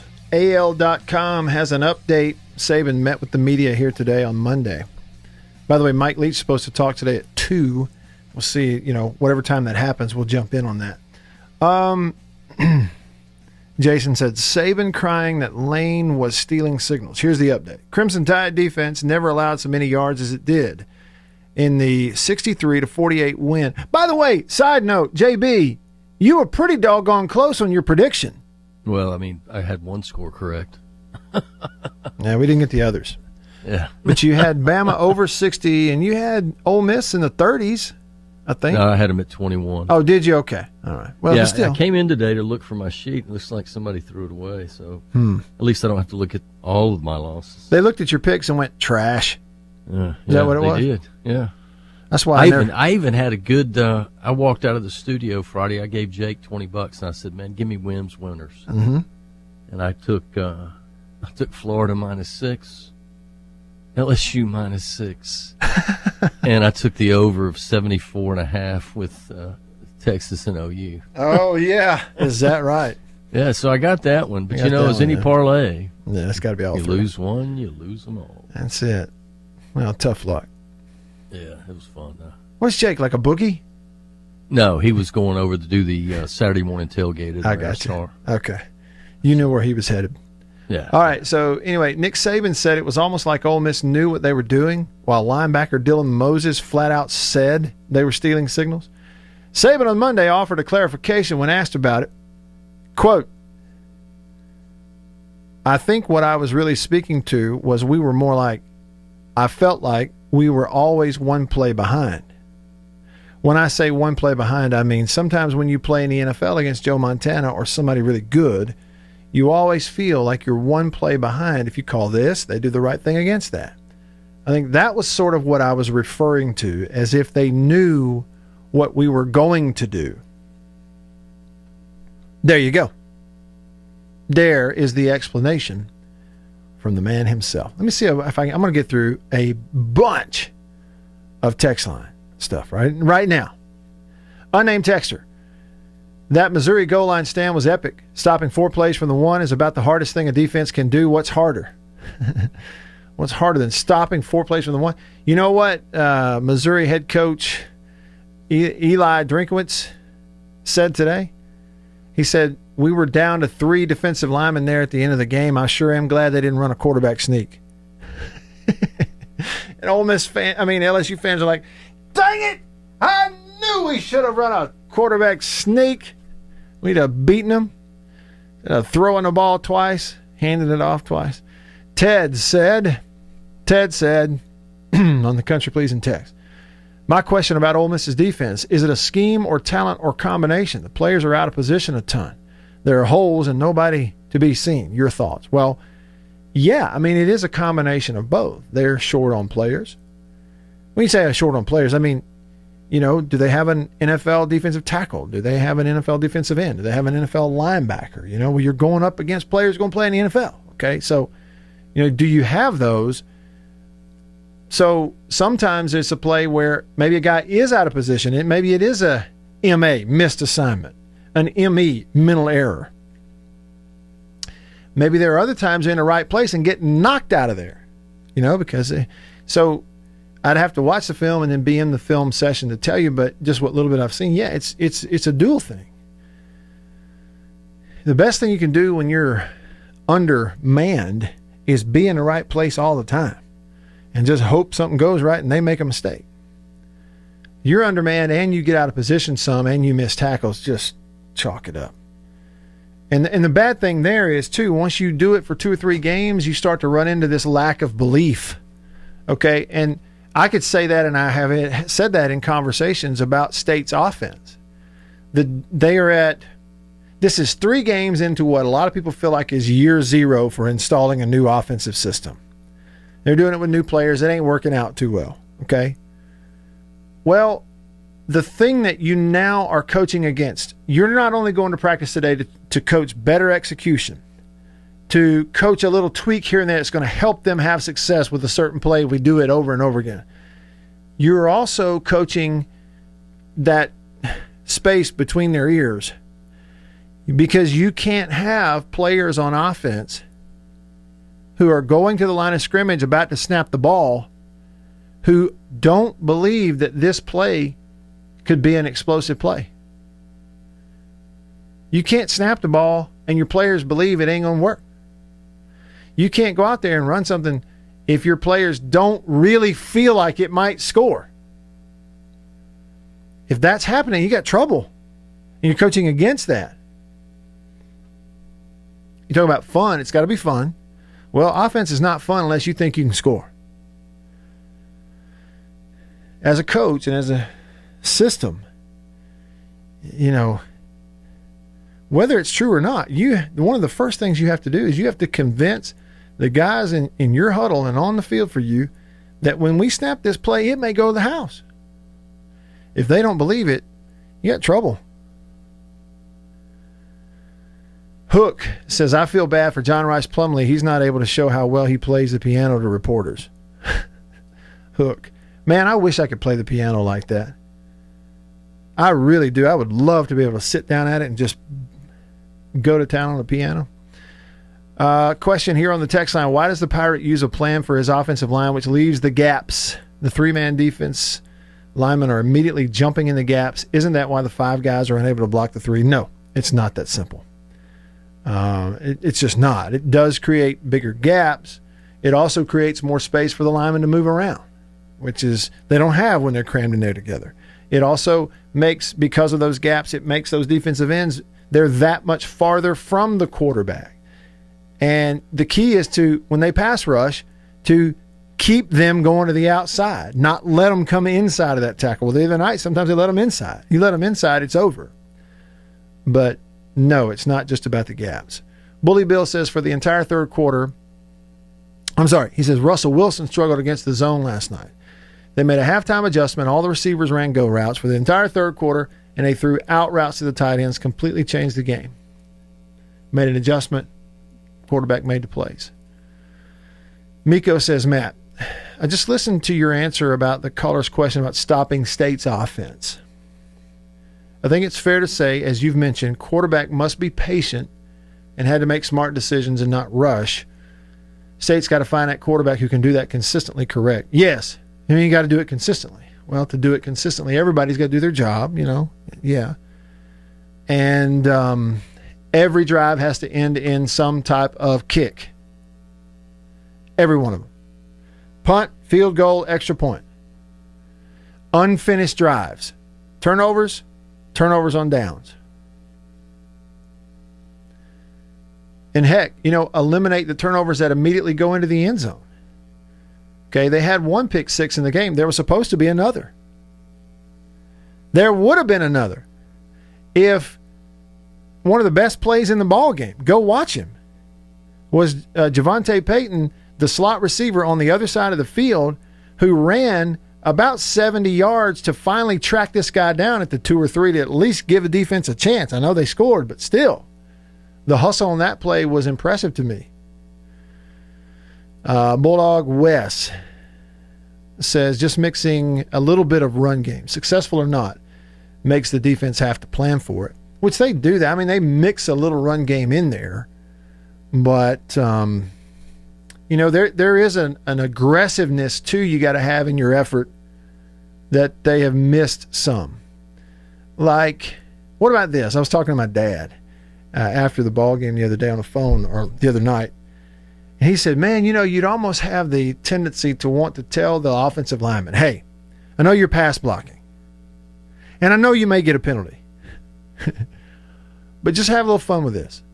When the ball is thrown, go flying downfield to see if you can find somebody to just plow before the whistle. Screens would be a help with that. And I did think too, like I generally am not somebody who's super duper critical of a lot of the X's and O's in the games, because one, I understand a lot of the X's and O's, and two, I know that 99% of these college coaches have forgotten more X's and O's than I know.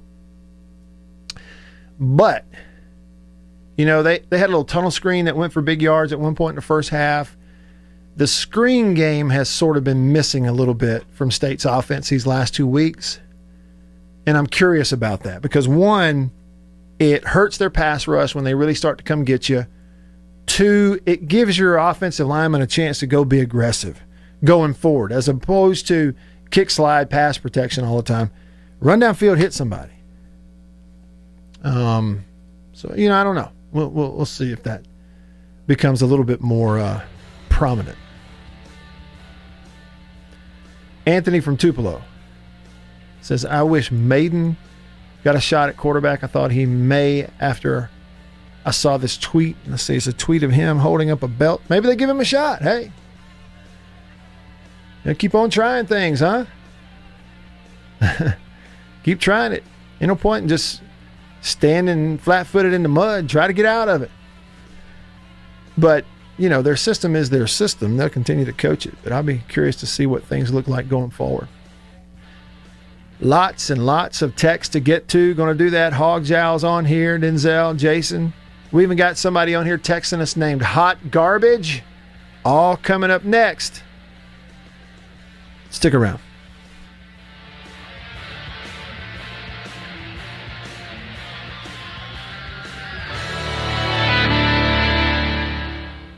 Get a great deal on Kubota utility Farm tractor. Bureau Insurance stands ready to provide financial relief to our communities in this time of crisis. This includes a one-time credit to all personal auto policyholders, a donation of $500,000 to the Mississippi Food Network, and additional payment options for those hit the hardest, all while continuing to service customer claims as well. But this is the time to go above and beyond. These are a few ways we're keeping the Farm Bureau promise. To learn more, talk to your agent or visit us online. Go with the home team. Every farmer understands their farm can't thrive without some good partners like sun, soil, and rain. And farmers in North Mississippi also rely on another important partner, Mississippi Land Bank, because land and farm financing are Mississippi Land Bank's primary focus. We've grown alongside these farmers' crops for more than 100 years. We understand what a farmer needs, and we know the lay of the land in North Mississippi, and that's where I stand.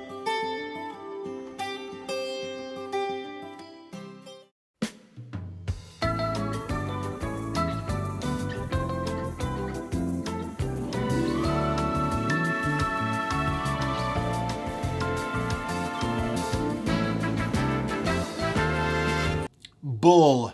There's a lot of that out there in the wireless world. But C Spire believes that you deserve a plan that is what it actually says it is. Here's the real deal. The best plan for 1 or 2 lines. Unlimited talk and text with 10 gigabytes of high-speed data. And here's the real deal. $45 per line with auto pay and paperless billing. Even without auto pay, it's just $50. Now, how's that for the fine print? No bull. That's the real deal. Switch to C Spire today at cspire.com/real deal. C Spire, customer inspired.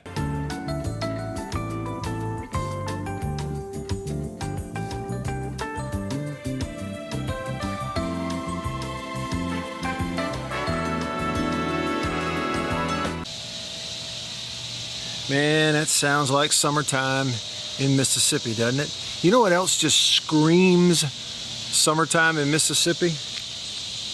Country pleasing sausage from Country Meat Packers in Florence. Check me out. Jalapeno and cheddar. Just got it at Kroger in Tupelo where I live. On grocery store shelves throughout the Southeast. Cut it up, throw it in the frying pan. Put it on a bun. Get some andouille, make some gumbo. It is the best sausage you've ever put in your mouth. Country Pleasing Sausage, countrypleasing.com. It is made up of hand-picked hams, bacon, and pork loin. That's why it tastes so good. I even got this cool hat from there. Check them out. Go by the butcher shop there in Florence, or order it online, or look for it in grocery stores. Walk up in there and say, Country Pleasing, please.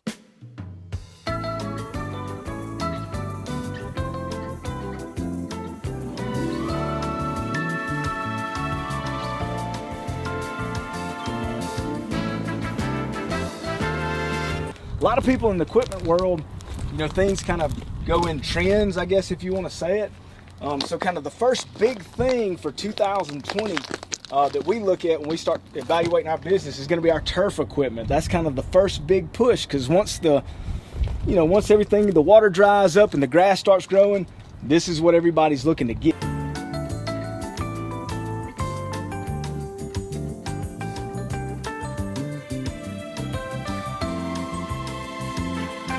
We carry the new REAX stand-up mower. Doesn't look like much and it's dirty as all get out. But this thing is, and it costs just as much as zero turn. Not a cheap unit at all. I mean, if you go out there and look at that zero turn, this thing right here, I mean, it's got all your components from your big pumps to your commercial engine to your large steel deck. And these guys were the first ones to make the standard mower. Hey, are you buying land or selling it? You need to let Matt Anderson with National Land Realty help you out. Matt Anderson Properties. Here's what Matt can do. If you're buying land, you can view the property without ever setting foot on it. They've got the 360.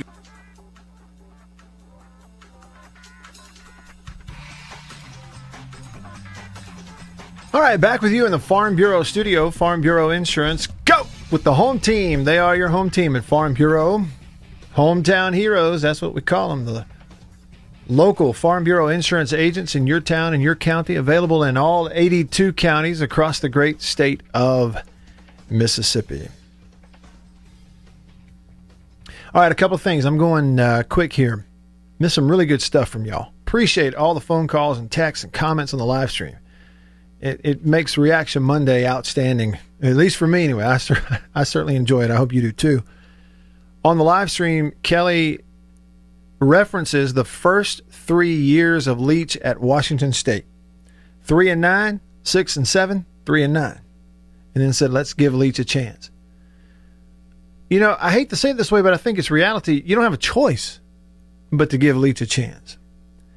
It's one of the things that made it so risky to make a move and change things with Joe Moorhead after just 2 seasons, both bowl seasons, and a bunch of wins in there. Made it very risky. Because it's one thing to change offensive systems and approaches that you might have to recruit to it differently once. It's another thing to do it twice in 3 years. When you make the decision to do it twice in 3 years, different offensive systems. Mullins was different, had to recruit to it a certain way. Moorhead's was different, recruit to it a certain way. Now Leach's is different, recruit to it a certain way. Now 3 times within 3 years. Well, 3 systems within 3 years, 2 changes within 3 years. It's one of the things that made it so risky to do that. Because there is no looking back now. You go make another quick change with another quick trigger now, you're Tennessee without the money. You're done for a while. You're riding this thing out.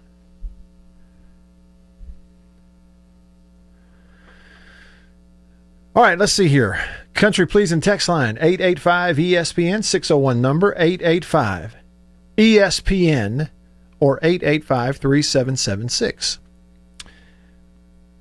Unnamed texter, I haven't heard an official word this morning, but the Cowboys' official postgame show on the flagship station, The Fan in Dallas, was saying that it was a compound fracture through the skin last night, 2 to 3 hours after the game. They also said that he had come through surgery and everything went well. That's what I've heard. Everything went well.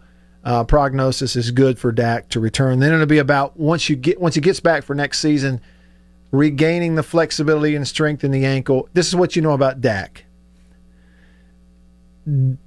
There is no question he will be back sooner than he's supposed to. He will be back a little stronger than they thought he would. And he'll be a little better than anybody thinks he is. It's just what he's always done. He'll do it again, barring something unforeseen.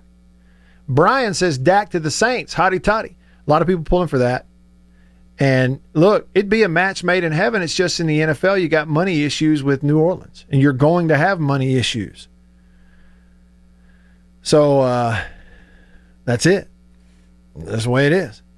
TR from Braxton says, as good as the Ole Miss offense was, the defense was worse. Couple stops was all that was needed, and they couldn't get it done. MSU head scratcher. Couldn't get out of their own way.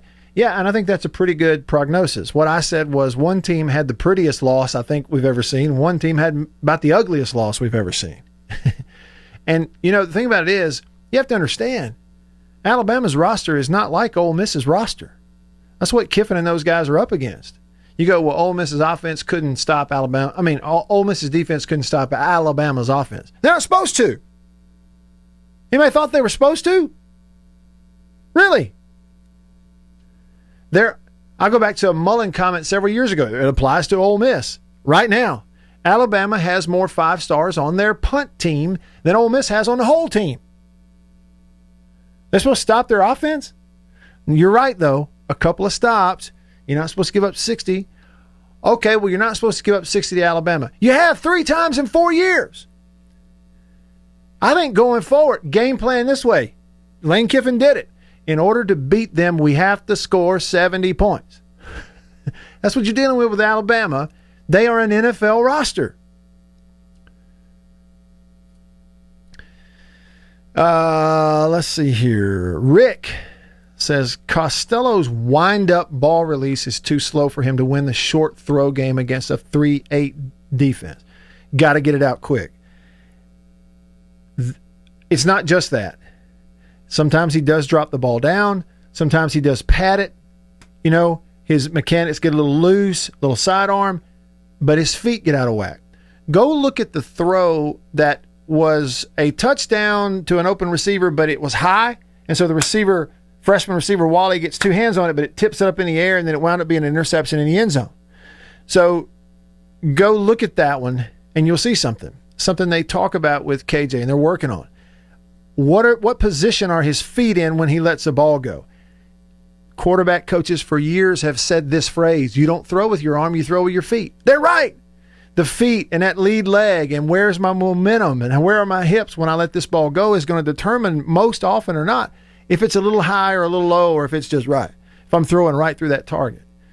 That ball's thrown on his belly button, he catches it, touchdown. Well, KJ was up on one foot, pocket breaking down.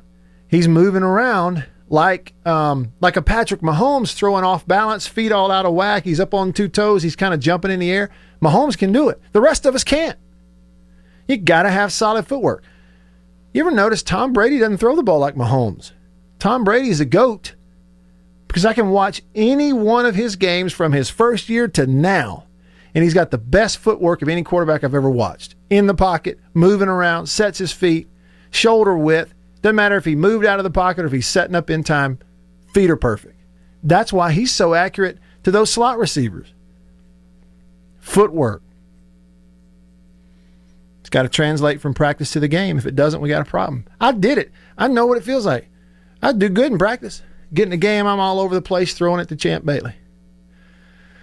Ready Teddy says, I'm getting, you like that line? Throw it to Champ. Ready Teddy says, I'm getting married Friday, and I hope my bride does not get on an emotional roller coaster based on my week-to-week performance like college football fans do.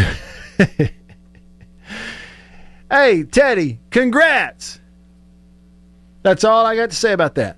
Hot garbage on the country pleasing text line says State's defense is good and the offense is hot garbage. Even 2020 couldn't mess that up. State's defense is pretty good. Pretty good. They'll be challenged a little more this week, though. They're about to face the best quarterback they've seen this year, a good play caller. However, news for Texas A&M that's coming to start, well, the guy who caught 2 touchdown passes for them this week against Florida, Caleb Chapman, wide receiver Caleb Chapman, 2 TDs against Florida. Jimbo announced today that he's likely out for the year, so he won't be there this weekend, one of their main targets in the pass game. State's defense is good. They're coached well. They're solid. They got good players. I mean, Marquise Spencer is going to play in the NFL, and he's playing great football at defensive end. They're good and solid, 2 really good sophomores at defensive tackle. Of course, Errol Thompson in the middle telling everybody where to line up. Their freshman newcomer corners are performing a little better than you thought they would. Emmanuel Forbes, the true freshman from Grenada, started at the opposite corner this past week and tackled well and played well, I thought. Jason in Flagstaff, how far into the season is the spring no longer relevant? Good question. The season started a month ago. This weekend, and there was another month to 6 weeks of practice before that. I get starting poorly, but seems like that would have been mostly worked out by now. And I know that, Jason, but on offense, dealing with the ball, you're dealing with that football, especially in new stuff. Those reps are really, really, really important when you're making a change. And, you know, sometimes coaching changes will happen, and maybe there's a terminology difference, but there's not a real difference in what you're running. You know what I'm saying? Like, we can find examples of that. Find me an offense somewhere where what they ran last year is kind of similar to what they're running this year, even though it's a new guy. But when you kind of go wholesale change, offense and defense, those reps are very important. You're right, though. There's a point, like we were talking about. I think teams that are tackling poorly and maybe as a result of not getting to do it a lot in the preseason, a bunch of guys missed practice because of COVID, they didn't have spring, all that. Yeah, I mean, if things hang together, we get into the 5th game of the year, they're probably tackling better. Buggo Flage on the Country Pleasing text says, Matt, on the officiating. During a punt coverage at Kentucky, our defender stopped with his heels just off the goal line and made a great cover inside the 1. Kentucky started the play on the 2. Did I miss something? Anyway, Bulldog special teams looked better this week. That particular play, you might have missed it, but the first guy down there jumped up in the air and actually touched the football. When he touched the ball, it was at the 2, and then the other guy came and stopped it at the 1. They marked it where the first guy touched it. They always let the play go, and they come back and mark it where the first guy touched the football on the punt cover. That's what happened on that one. Wyatt Denzel's, we had a caller earlier. He says, that last caller is crazy, Matt. Leach doesn't have his quarterback. He recruited Rogers while he was at Washington State, and Rogers has a strong arm for a freshman. Yeah, Will can play now, and, you know, he missed basically 2 weeks, comes back, and they immediately put him in the ball game, that first game back, and I thought he did pretty well. He should have had a touchdown throw. The touchdown that turned into an interception was on the receiver, not the quarterback. Tight window. And then the next interception, you know, at last play of the ball game, and I thought he did a few good things in there. He did. And, you know, who knows? Maybe it's time for them to let him roll. Y'all stick around. Farm Bureau Insurance stands ready to provide financial relief to our communities in this time of crisis. This includes a one-time credit to all personal auto policyholders, a donation of $500,000 to the Mississippi Food Network, and additional payment options for those hit the hardest, all while continuing to service customer claims as well. But this is the time to go above and beyond. These are a few ways we're keeping the Farm Bureau promise. To learn more, talk to your agent or visit us online. Go with the home team. Every farmer understands their farm can't thrive without some good partners like sun, soil, and rain. And farmers in North Mississippi also rely on another important partner, Mississippi Land Bank, because land and farm financing are Mississippi Land Bank's primary focus. We've grown alongside these farmers' crops for more than 100 years. We understand what a farmer needs, and we know the lay of the land in North Mississippi, and that's where I stand.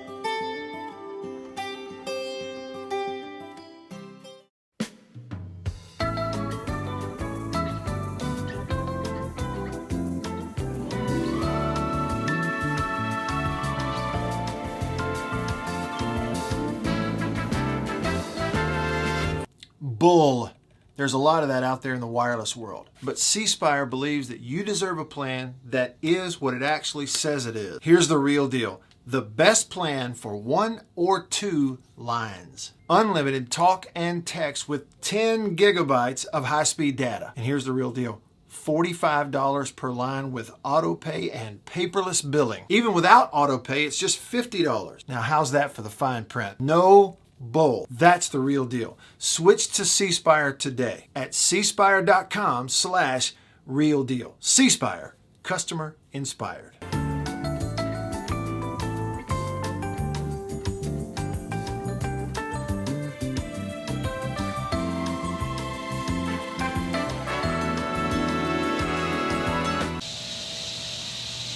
Man, that sounds like summertime in Mississippi, doesn't it? You know what else just screams summertime in Mississippi? Country Pleasin' Sausage from Country Meat Packers in Florence. Check me out. Jalapeno and cheddar. Just got it at Kroger in Tupelo where I live. On grocery store shelves throughout the Southeast. Cut it up, throw it in the frying pan. Put it on a bun. Get some andouille, make some gumbo. It is the best sausage you've ever put in your mouth. Country Pleasin' Sausage, countrypleasin.com. It is made up of hand-picked hams, bacon, and pork loin. That's why it tastes so good. I even got this cool hat from it. Check them out. Go by the butcher shop there in Florence, or order it online, or look for it in grocery stores. Walk up in there and say, Country Pleasin', please.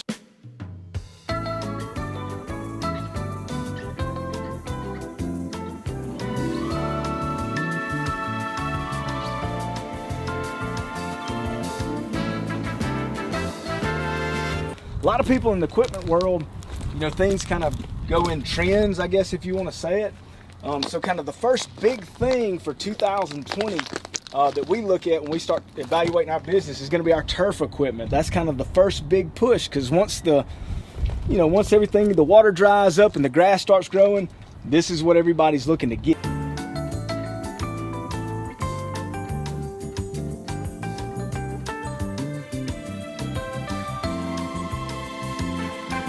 We carry the new REAX stand-up mower. Doesn't look like much and it's dirty as all get out. But this thing is, and it costs just as much as zero turn. Not a cheap unit at all. I mean, if you go out there and look at that zero turn, this thing right here, I mean, it's got all your components from your big pumps to your commercial engine to your large steel deck. And these guys were the first ones to make the standard mower. Hey, are you buying land or selling it? You need to let Matt Anderson with National Land Realty help you out. Matt Anderson Properties. Here's what Matt can do. If you're buying land, you can view the property without ever setting foot on it. They've got the 360-degree interactive drone touring. It's really cool. You got to check it out. And if you're selling property, Matt's going to get you consistent reports, comprehensive reports of who's looking, how many people looked at your listing. You need to let him help you. Matt Anderson Properties with National Land Realty. Call him, 601-408-5155. Hey, if you listen to the show, you know that the new third hour of the Matt Wyatt Show is brought to you by Overstreet Properties in Starkville. Here's what you need to know. If you're looking for a weekend home or condo, full-time residence, investment property, maybe just an apartment to lease, you got a student going to school at State, call Kane Overstreet at Overstreet Properties. In Starkville, it's 323-8618, or look them up online, overstreetproperties.com.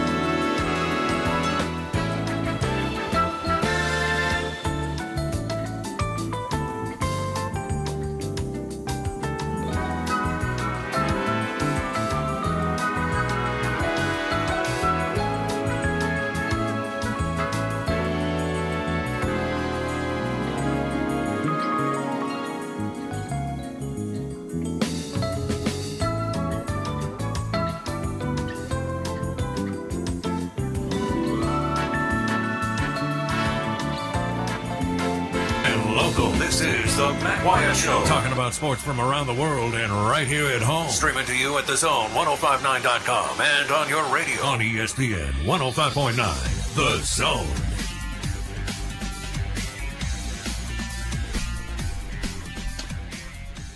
Here we go, hour number 3 of the show, off and running. Thanks for tuning in. I'm Matt in the Farm Bureau studio.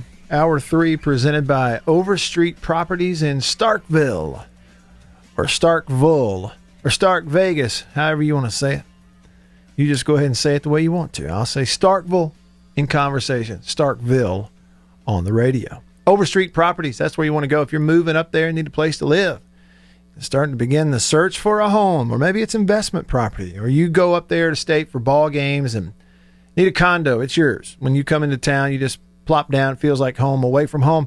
Any of that, leasing an apartment, go to Overstreet Properties. See Kane Overstreet, overstreetproperties.com. Tell them I sent you. It might work. You never know. It might work.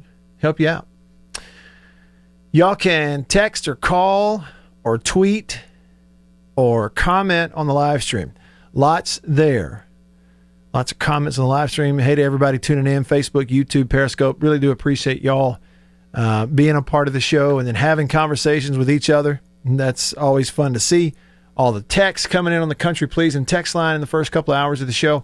Still some more to get to. Hog Jowl coming to yours, and Phoenix and Eric and Anthony and everybody. All coming up. And give me a shout. Call me. Literally like to hear your voice. On the Davini Equipment phone line. Davini Equipment, Madison and in Jackson, your Kubota dealer. 995-1059. 601-995-1059. As we get on further into the week, looking forward to previewing MRA and prep. That's going to happen this Friday night, barring something unforeseen. So looking forward to that. If I can swing it somehow, some way, I'm going to try to get down there. Of course, it's going to be kind of a busy, hectic week around here, but and then home game on the weekend for me instead. Who's Ole Miss got this weekend? I hadn't looked ahead yet. I know you got Georgia and Alabama coming up this weekend. And like I said earlier, in the first hour of the show, we hadn't even been started too long. And some Alabama fans and some Georgia fans that are watching the live stream on YouTube started kind of getting after each other just a little bit. So that was interesting to see. I thought, man, it's Monday of Georgia-Bama week for sure. Ole Miss has got the Razorbacks this weekend. Oh, really? That could be a heck of a ball game. They're going to Arkansas, aren't they? Yeah, looks like a 3:30 start time. So. Okay, yeah. Don't see. No, it's ESPN 2. I see. All right, so 2:30 Central, 3:30 Eastern. ESPN 2. Interesting time slot right there on ESPN 2. Ole Miss at Arkansas, both 1-2. Arkansas gave Georgia fits at home. They're not going to stop Ole Miss's offense, though. We know that. But that could be a really interesting ball game right there. Arkansas basically won the game against Auburn and were completely and utterly robbed of being the beneficiary of a mistake by the Auburn quarterback. Should have been their ball. They won it. They won the ball game. Officials went right there for all the world to see right at the end. That's exactly what they did. Okay, a couple things. One, on Twitter, Jerry tweeted me, tweedly diddly deet, and said, why doesn't good practices translate into the game? And I think that's based on a comment from Mike Leach in the post-game press conference. He did mention that there's some things that they see in practice that is good that is not translating onto the field in the ball games. From practice to there. Practice good, game bad. Why? Well, Jerry, I will tell you this. That's concerning to me. It would be as a coach. It would be as a player. It is as an analyst or a fan. It's kind of concerning. I mean, on a couple of different levels. I mean, naturally, you're concerned if there are certain things players can do in practice consistently, but they can't do it in a game. You're going, okay, well, there's an obvious disconnect there for the player. But I've always kind of looked at it too, let me see the right way to say this without giving the impression that I'm being like super critical. I'm not. I think everybody goes through stuff during the course of the year. It's hard. This is hard. Okay? What coaching staffs and players are trying to do is hard. But to me, it's always a little concerning when a team that you root for, coaches are seeing one thing in practice that they like, but then surprised when it's not working or players aren't able to do it in games. So, especially for this Mike Leach staff, because on offense, the way they coach things is like purely about repetitions in practice. They just out-rep people in practice. They just rep it and rep it and rep it to the point that it just becomes, some of the stuff they do becomes second nature. And, experienced coaching staffs, good ones are the best self-evaluators. And I've used this example so many times, but I totally believe in it. If your car breaks down and you take that car to the mechanic, what is the most important thing he does to it? The most important thing towards getting your car fixed and running like it's supposed to. What is the most important step? It's the diagnostic. That's what it is. That's the most important thing. Diagnosing the actual issue.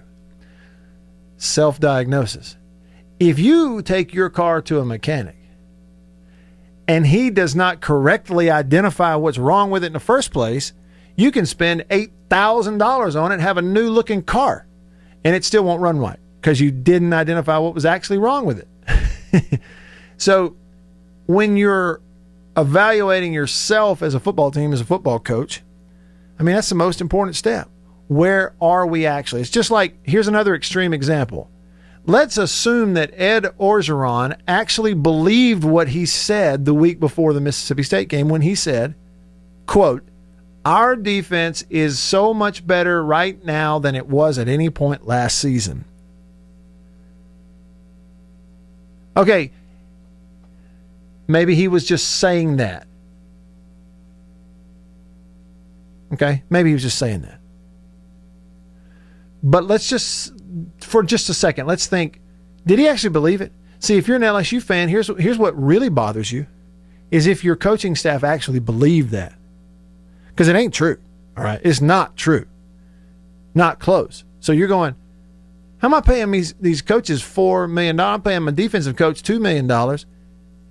Yet they can't even actually identify that this defense is worse than our national championship defense. Then what's going on behind closed doors? See what I'm saying? So that is always concerning to me if a coaching staff is surprised and they maybe haven't self-evaluated very well. That's troubling. And look, as troubling as it might be for me or you as a fan on the outside looking in, it's even more troubling for coaches. They take pride in that stuff. The whole looking in the mirror thing and nailing it accurately. And it really bothers them if they learn that they haven't self-evaluated correctly. So thanks for that. In just a few minutes, scheduled for just a few minutes, it's actually scheduled for right now. We should have the Mike Leach Monday press conference. It's fine. Look, they schedule them every Monday at 2 o'clock. And we've yet to have one actually start at 2 o'clock. Okay. So some days it's 2:30, some days it's 2:40. One day it was 3. So we'll just see. All right, here we go. Country Pleasing text line 885 ESPN. By the side note, I am getting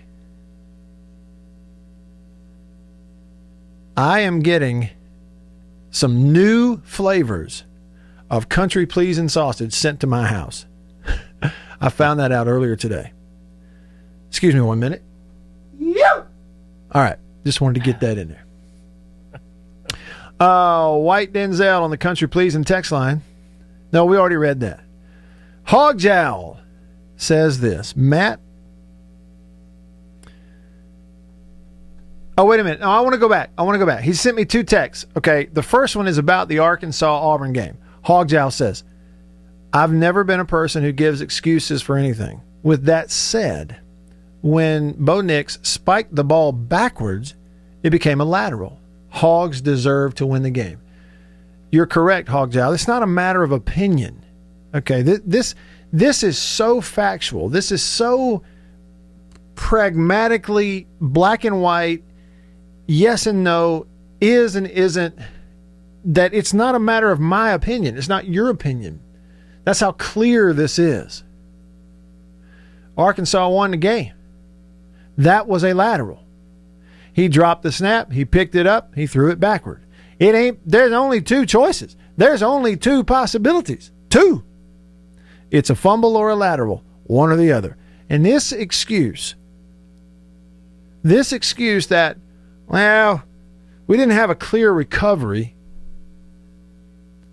because they had an inadvertent whistle while this ball was rolling around. Is that right?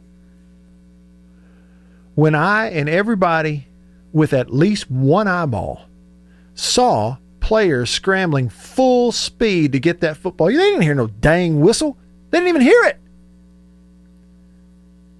The whistle. They went full speed until what? Until Arkansas recovered the football. Period. For anybody in Birmingham to believe they did the right thing on that is absolutely frightening. Arkansas was robbed of that ball game. Arkansas is, in my mind, they're 2-1. Or they're at least 1-1 with an asterisk. I feel bad for them, man. I really do.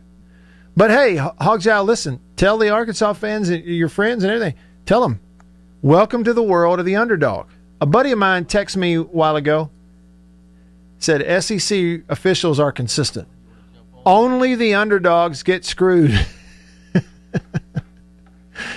Look, welcome to the world of the underdog, man. Right. That's where we are. Hey, JB, your mic's on. Just letting you know. No big deal. Just letting you know. Right. All right, Jason, let's see. This week we get the 5-1 Union Yellow Jackets at the 5-1 Scott Central Rebels.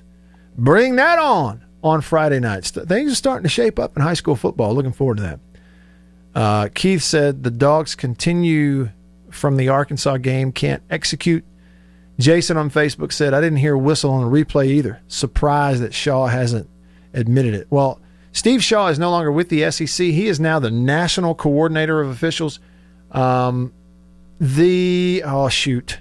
can't think of the name of the guy who is McDade.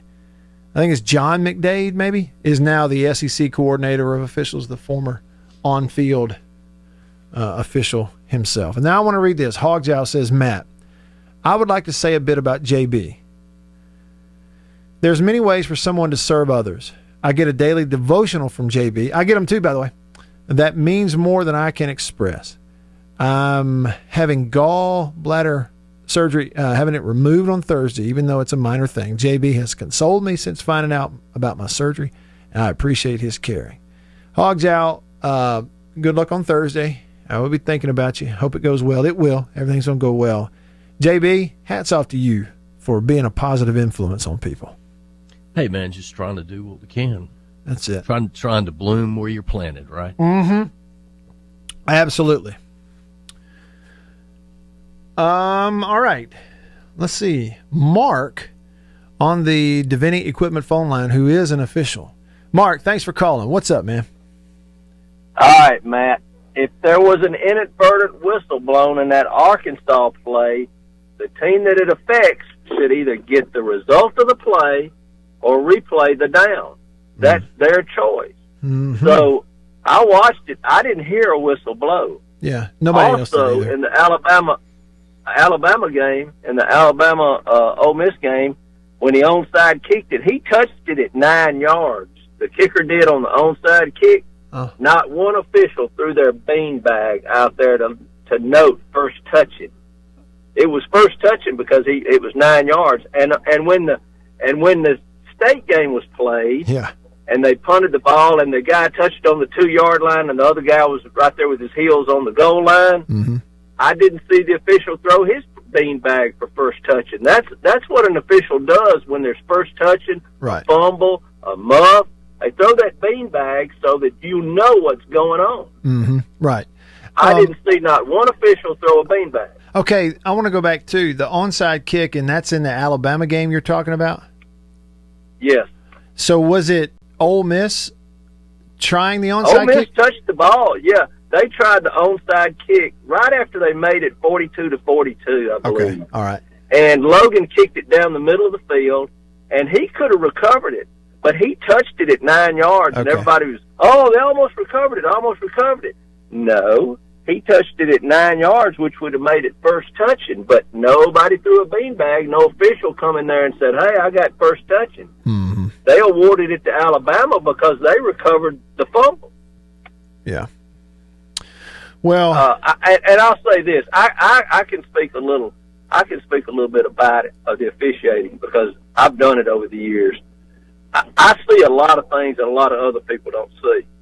I watch those things out there, just like you watch plays out there with quarterbacks and line play. Right. I see a lot of things that the SEC officials do, even the even other conferences, that I'm sitting there scratching my head, going, "What are they doing? What are they doing?" It's and, almost marked and the like deal with players and coaches and teams. It's almost like we've seen things that are abnormal, and we kind of chalk it up to less preseason or something. But I almost feel like we're seeing the same thing with officials also. I would agree, and just like there's 8 officials on that field of that Arkansas-Auburn game, why one of them or 2 of them didn't come in and say, "Hey man, are you sure you got that right? Yeah. Are you sure that we got that right?" Mm-hmm. Well, because that's what you do. You ultimately you want to get the call right. Well, and my thing is this: you want to get the call right. You want to get it right, and see on so many of these reviews, like they reviewed that, Mark. And what they're doing, they're going into these reviews and they are officiating against officiating, not officiating to get the call right. The whole purpose is to get it right. My thing is too, when a guy drops the snap and then picks it up to spike it, I know it's highly unusual, but as soon as you see a guy drop the snap, there ain't no such thing as picking it up and spiking it anymore. The center judge that they have now, and the head linesman and the linesman, when they saw that ball drop, they should have come in with that white hat and said, "Hey, that ball was on the ground." And throw the beanbag. And spiked it. Yeah, and throw the beanbag. I didn't see one of them throw their beanbag. Yeah, I didn't either. Not one of them. Good stuff. And I'll say that. And here's your question for your crew: if the white hat goes down,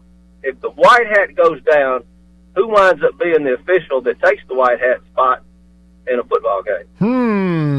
There's a trivia question. I'll text JB the answer so everybody can figure it out. Okay, do that. Thank you. Let us know the answer, and then we'll see if anybody gets it. Appreciate it. So the trivia question from Mark is, if the white hat official goes down or has to leave the game or something, who steps in to now be the head referee? All right, Mike Leach's press conference is going on live right now. Let's go in here. They're getting a question. Coach, during camp, we heard a lot of good things about LaDietrich Griffin, that wide receiver. How is his development coming along so far? I think he's explosive. I think he's explosive. I think if he knows exactly what to do, he does some good things. I think, as he's searching for, if he's not sure, then he's hesitant, and I think that, we just need to take more time. This is Q&A. Mike Leach live press conference going on right now. After the Kentucky game, getting beat up front and their 3 beating y'all's 5 several times and things. What's kind of, the message to the offensive line this week? What have you seen? What's kind of the game plan up front? Well, we're going to be competitive at every position. There may be some lineup changes. We'll see. And then we also may play more guys, but we have to, if they bring 3, we've got to consistently win those battles. And, and I don't think we have been consistent at it.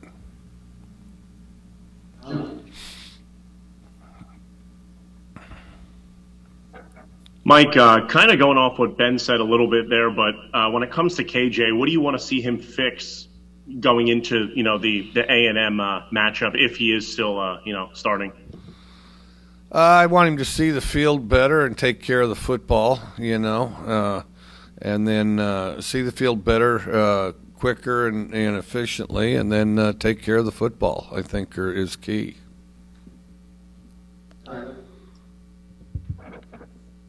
Going off of that a little bit, time and time again, you've said that you don't think KJ's eyes are in the right spot. Is that something you can teach or coach, or is that just something that has to come naturally for him? And given that he's had so much experience, why don't you think his eyes are in the right place? I think it's both. I think it's both. I think it's something you teach, and I think I've got to do a better job of that. And then I think that he has to get him there. Develop and force the habit of putting him there. But I think we need to keep reinforcing and coaching it. So, all right, that's Mike Leach. His press conference is going on live right now. We're going to break here in just a bit, and we'll come back if that's still going on and listen to the Q&A. One thing that did come out just a little bit while Mark and I were talking about the officiating, the press conference with Leach began, and apparently early on, Mike Leach got a question about whether or not KJ Costello is the starter at quarterback going forward, and according to reporters, his answer was, quote, "We'll see," and said there will be competition all over the field to find some cohesion on offense. Of course, you heard the answer there, too, about the offensive line, that there will be some competition at different spots, but also they may play more people. I guess have fresh people or something, or ramp up the competition, something on that offensive line. So be interesting to see, how all that shakes out during the week of practice leading up to the ball game this weekend. Got to do something. Can't just keep on doing the same old, same old. Got to do something different, that's for sure. All right, just getting started in hour 3. Stick around.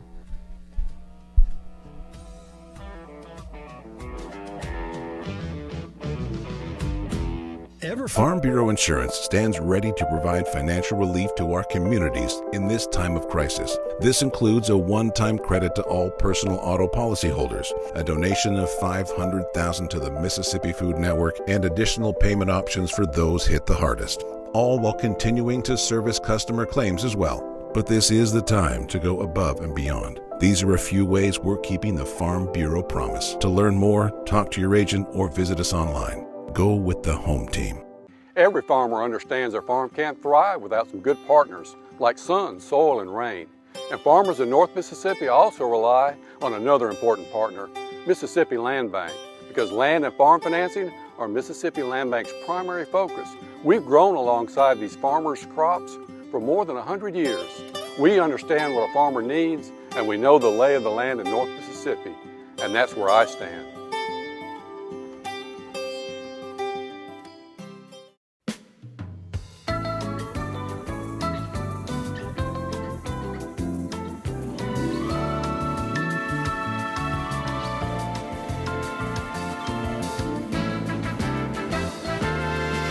Bull.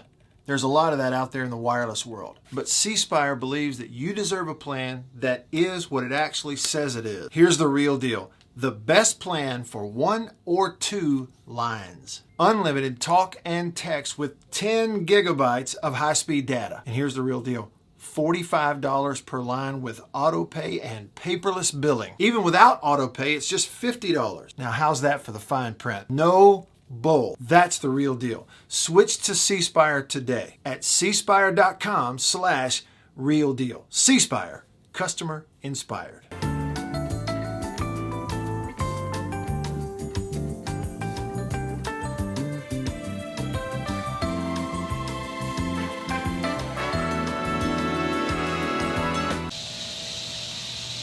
Man, that sounds like summertime in Mississippi, doesn't it? You know what else just screams summertime in Mississippi? Country Pleasing sausage from Country Meat Packers in Florence. Check me out. Jalapeno and cheddar. Just got it at Kroger in Tupelo where I live. On grocery store shelves throughout the Southeast. Cut it up, throw it in the frying pan. Put it on a bun. Get some andouille, make some gumbo. It is the best sausage you've ever put in your mouth. Country Pleasing sausage, countrypleasing.com. It is made up of hand-picked hams, bacon, and pork loin. That's why it tastes so good. I even got this cool hat from it. Check them out. Go by the butcher shop there in Florence, or order it online, or look for it in grocery stores. Walk up in there and say, "Country pleasing, please."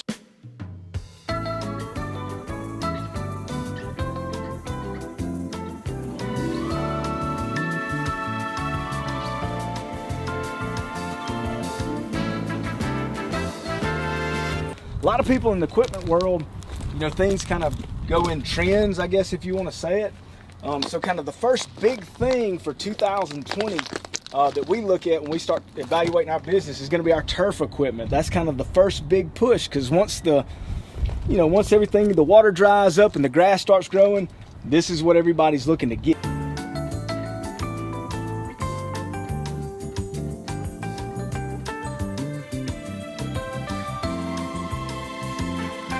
We carry the new REAX stand-up mower. Doesn't look like much, and it's dirty as all get out. But this thing is, and it costs just as much as zero turn. Not a cheap unit at all. I mean, if you go out there and look at that zero turn, this thing right here, I mean, it's got all your components from your big pumps to your commercial engine to your large steel deck. And these guys were the first ones to make the standard mower. Hey, are you buying land or selling it? You need to let Matt Anderson with National Land Realty help you out. Matt Anderson Properties. Here's what Matt can do. If you're buying land, you can view the property without ever setting foot on it. They've got the 360-degree interactive drone touring. It's really cool. You got to check it out. And if you're selling property, Matt's going to get you consistent reports, comprehensive reports of who's looking, how many people looked at your listing. You need to let him help you. Matt Anderson Properties with National Land Realty. Call him, 601-408-5155. Hey, if you listen to the show, you know that the new third hour of the Matt Wyatt Show is brought to you by Overstreet Properties in Starkville. Here's what you need to know. If you're looking for a weekend home or condo, full-time residence, investment property, maybe just an apartment to lease, you got a student going to school at State, call Kane Overstreet at Overstreet Properties. In Starkville, it's 323-8618, or look them up online, overstreetproperties.com.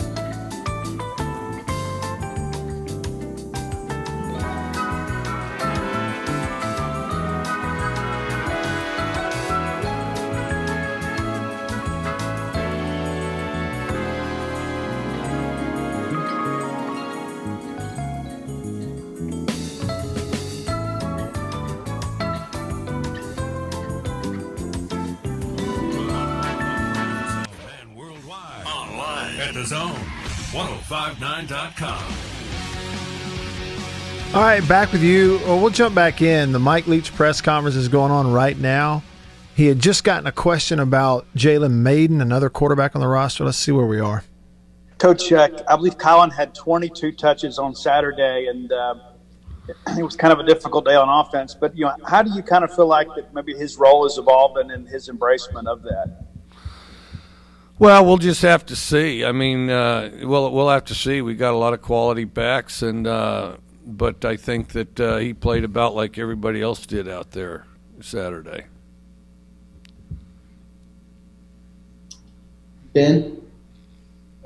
Mike, with the running game and kind of when you're seeing a lot of drop 8 coverage, obviously trying to get that going a little bit more, I guess what goes into that and maybe opening a few more holes? How much of that falls, at least in what you saw on tape, on the running backs, on the offensive line? Is it a combination of both, or what do you kind of feel like is kind of the step to, maybe hitting a few more of those Well, I think first of all we have to get off the ball. We have to get off the ball with lower pads, and we've got to move the 3, and we got to do it quickly because, the drop 8. That's just how it starts. I mean, because those guys are storming forward the second the ball's snapped. So then the other thing, we got to see the hole better. We've got to hit the hole harder, and I think we've got to hit it better. I thought we made a lot of bad cuts last week, and we've got to be sharper at that as well. And I thought we definitely could have got off the ball better. Got time for 2 more. We'll go to Tyler. Yeah, just to follow up on the last couple of questions, going back to the audio after the game, you said that Kylan could have done a little more with those 22 touches that he did get. For him specifically, what was it about what he was doing that wasn't letting him, make the most of those touches?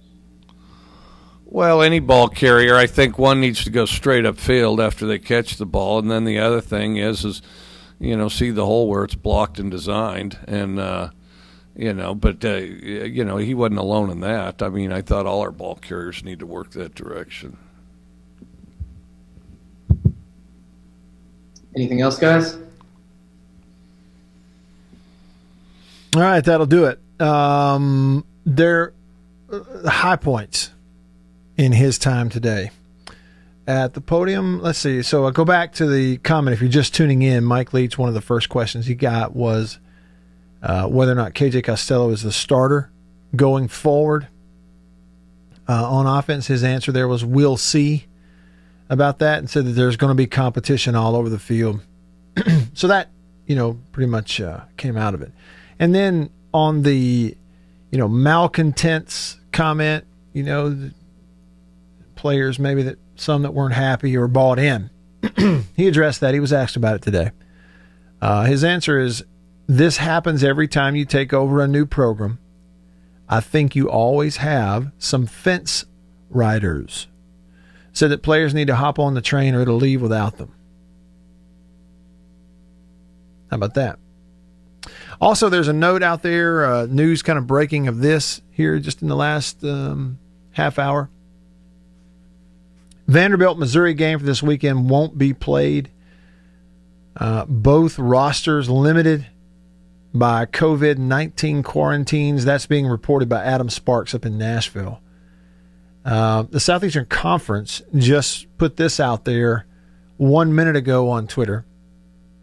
The Vanderbilt at Missouri football game on October 17th is postponed due to positive tests and subsequent quarantine of individuals within the Vanderbilt football program. The action is consistent with SEC COVID-19 management requirements. The game is tentatively scheduled for December the 12th. Tentatively scheduled for December 12th. How about that? How does that then in turn affect the teams that they played this last weekend, being LSU for Missouri in a loss, and then South Carolina, huge win over Vandy. Blew them out. Well, and that was, how it affects those two going forward. I guess they have to get into their own testing and see who pops up, right? Yeah. But is the tracing available? Well, and heck yeah, it is. And the thing is, JB, all LSU and South Carolina, who Vanderbilt played, will have already done their testing yesterday. Today's Monday. See, and I'm assuming that, that's where Vanderbilt's positive tests came from, was that round of testing they do the day after the game.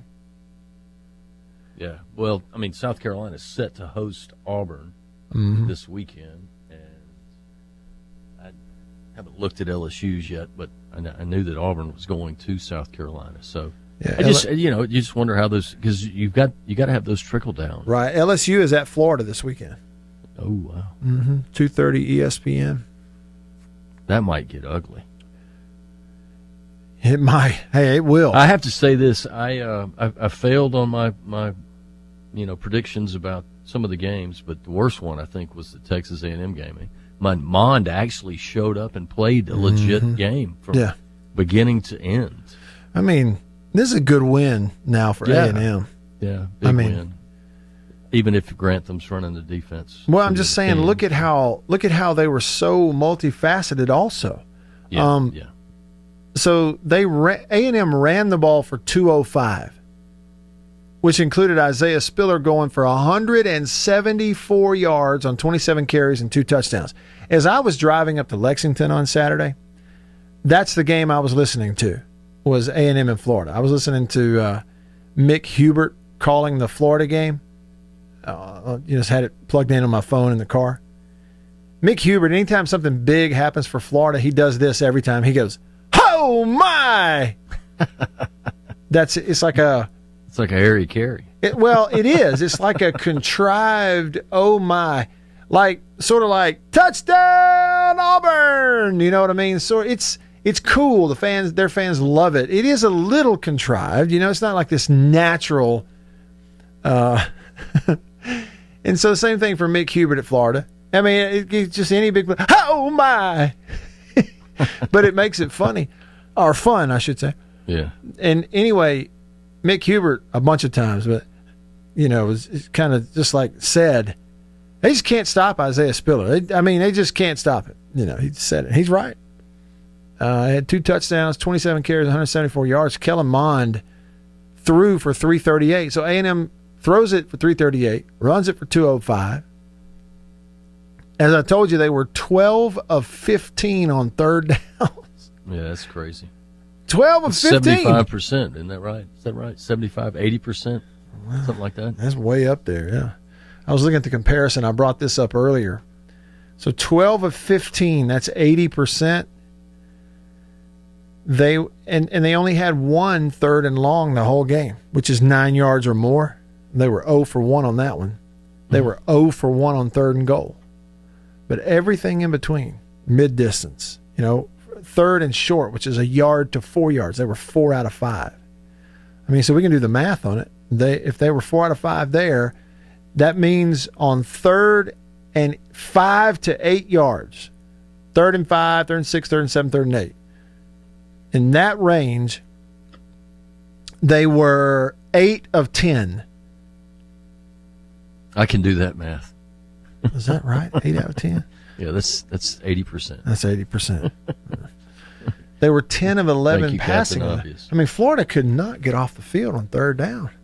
Mm-mm. No, they couldn't. And it got worse as the game went on. Yeah. Because every time they would go up, by a score a little bit more than. Because Yeah. I had that game on in the main room, and I had the LSU Missouri on in my little studio, and then in the bedroom I had the Red River rivalry. You had a bunch of them going, didn't you? Oh, I just walked through the house. I got a text from Dirtbag here that I'm gonna. Yeah, that's a great. That's a great text, and I'm gonna read it coming up next, and then we'll get to Phoenix and Anthony and Jason and Tip and Eric and Hogjowl, Rebel Rex, Tar Heel, Gatorman, all y'all, as Neil Price likes to say, all y'all coming up next. We'll do that here in hour number 3 as we get ready to close it out. Presented by Overstreet Properties in Starkville. Stay with me.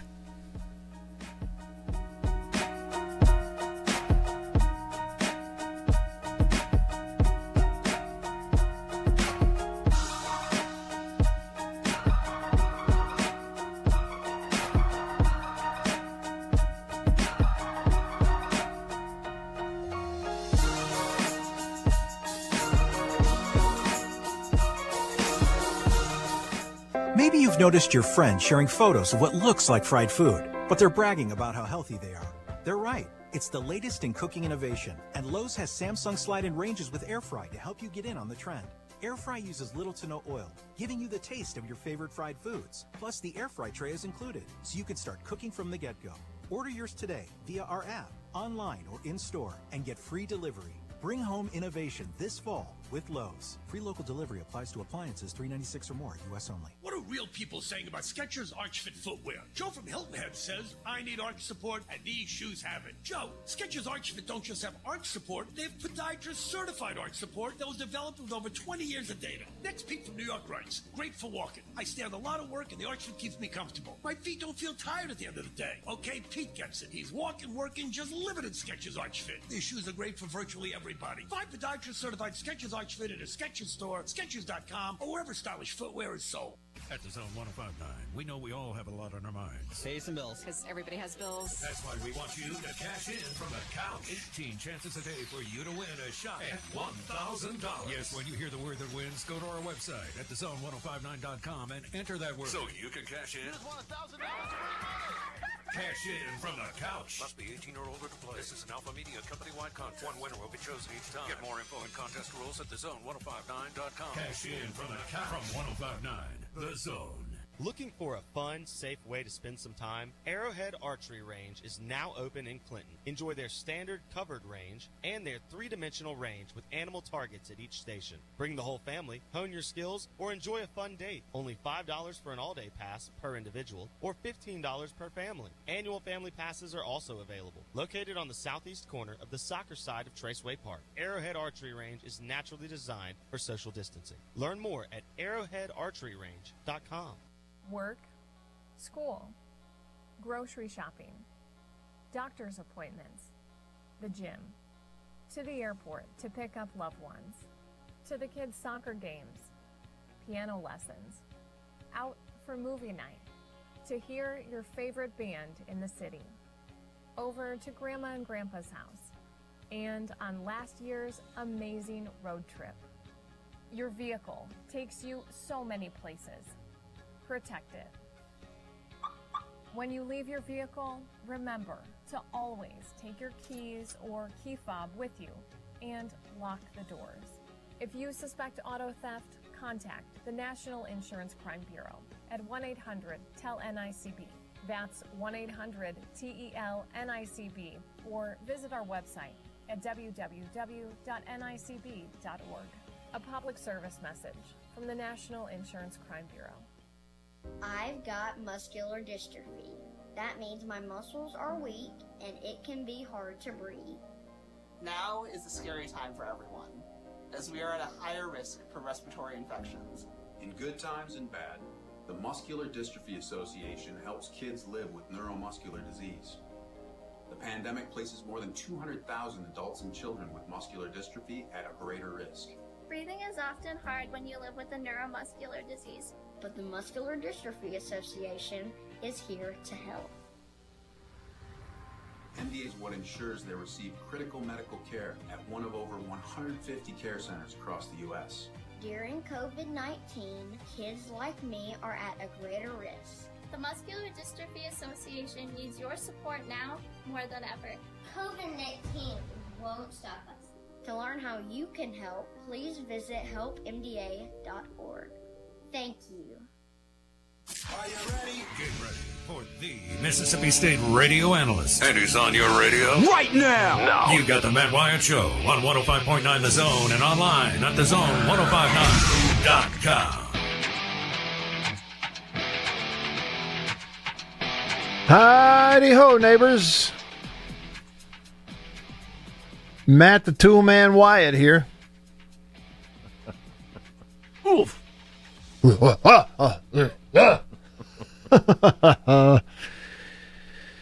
Yeah. Al Borland. Who's my Al? Who would be my Al? I don't know. I just know that I'm into it. I'm learning. I'm going to do some different projects, report to you about it here as I burn things down, knock things over, ruin things, just like Tim did. I'll give you full reports on the show. Not there yet, though.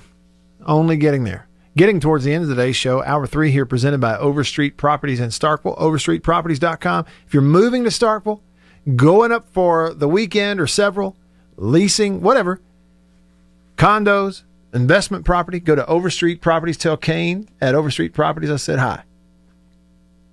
Dirtbag on the Country Pleasing text line.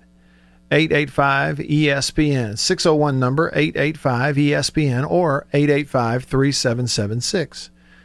Dirtbag says, I beg to differ, Matt. That wasn't the worst offensive game we've ever seen at State or in the state of Mississippi. Now, hold on. Here's why Dirtbag's saying it. I described the weekend this way. In Mississippi, we had the prettiest loss we've ever seen and the ugliest loss we might have ever seen, all in one weekend.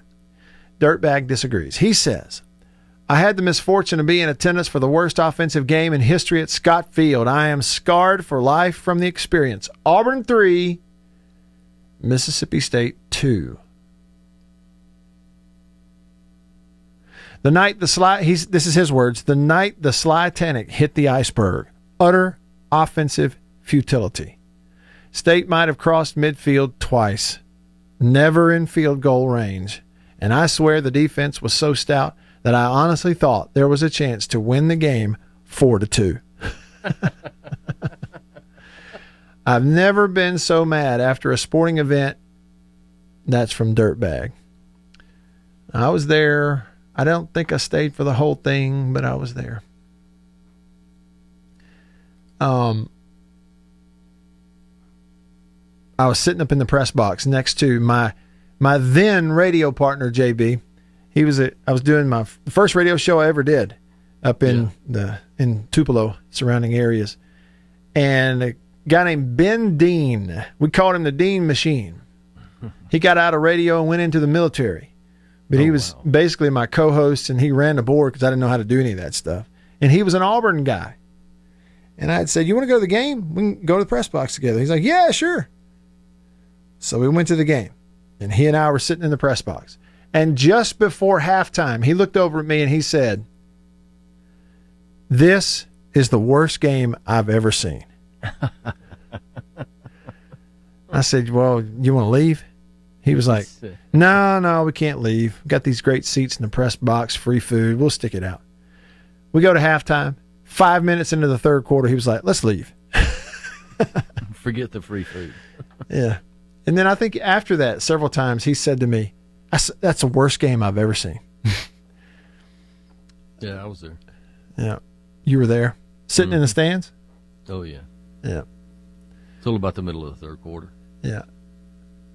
I think a lot of people that we, I don't know if it was the same year, but it was close. The spring game I've told this story before. The spring game, one of those Coach Kroom teams, they were good on defense. So much so that we had a spring game that we televised. Jim Ellis and I were the announcers for the spring game on CSS, a television live broadcast of this thing that had 0 points scored. 0-0, the final score of the spring game.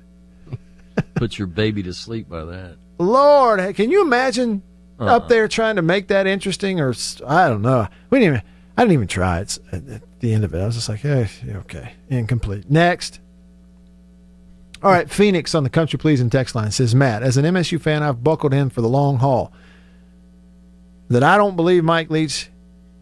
Has he made comments in his post-game interview about the fans chewing on his butt? No, he hasn't done that yet. And it's good that you're in for the long haul. Anthony from Tupelo said, dude, you had me rolling to that line about throwing to Champ Bailey. Did it. Pick 60. Here you go, Champ. Hall of Famer. I'm in there. I'm in the history books. We were watching the Georgia game on Saturday, and my wife looked at me and she goes, did Matt ever play against Georgia? I said, yeah. Yeah, he got sacked by Muschamp. No, it wasn't Muschamp. It was Smart. But, Kirby Smart. And she goes, well, what about Muschamp? I said, no, not that I know of. But now I can go home and tell her that you threw a pick 6 to Champ Bailey. Mm-hmm. Gift wrap that sucker to him also. Easy. If my memory serves me correctly. There was this kid in high school. In high school at Prattville, we played, what's the name? It was Jess Lanier High School in Bessemer. They came down from Birmingham to play us. And they had this great linebacker named Chris Edwards who wound up signing with Alabama. And we beat them. We had a better team.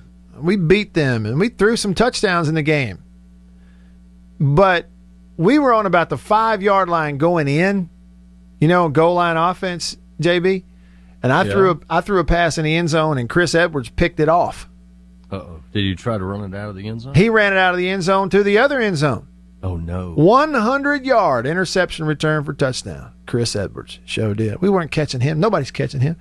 And, several months, I think it was my senior year. I don't remember what year it was. I just remember that then sometime later, my best friend in high school was flipping through a magazine that was published in the local newspaper when Alabama and Auburn would have signing day back then. Yeah. And he was flipping through it. You could read about all the players Alabama signed. You could read about all the old gridiron. Yeah. You could read about the ones that Auburn signed. And he was reading about, and he goes, and I wasn't looking at it. He goes, hey, look, you're in here. I said, what am I doing in there? And he pointed to the thing, and it says, Chris Edwards had a 100-yard interception return his senior year versus Prattville. It's like, yeah, get that out of here, man. Get that out of here. Jason in Flagstaff. As long as you don't say Stark Vegas. You don't like Stark Vegas, Jason?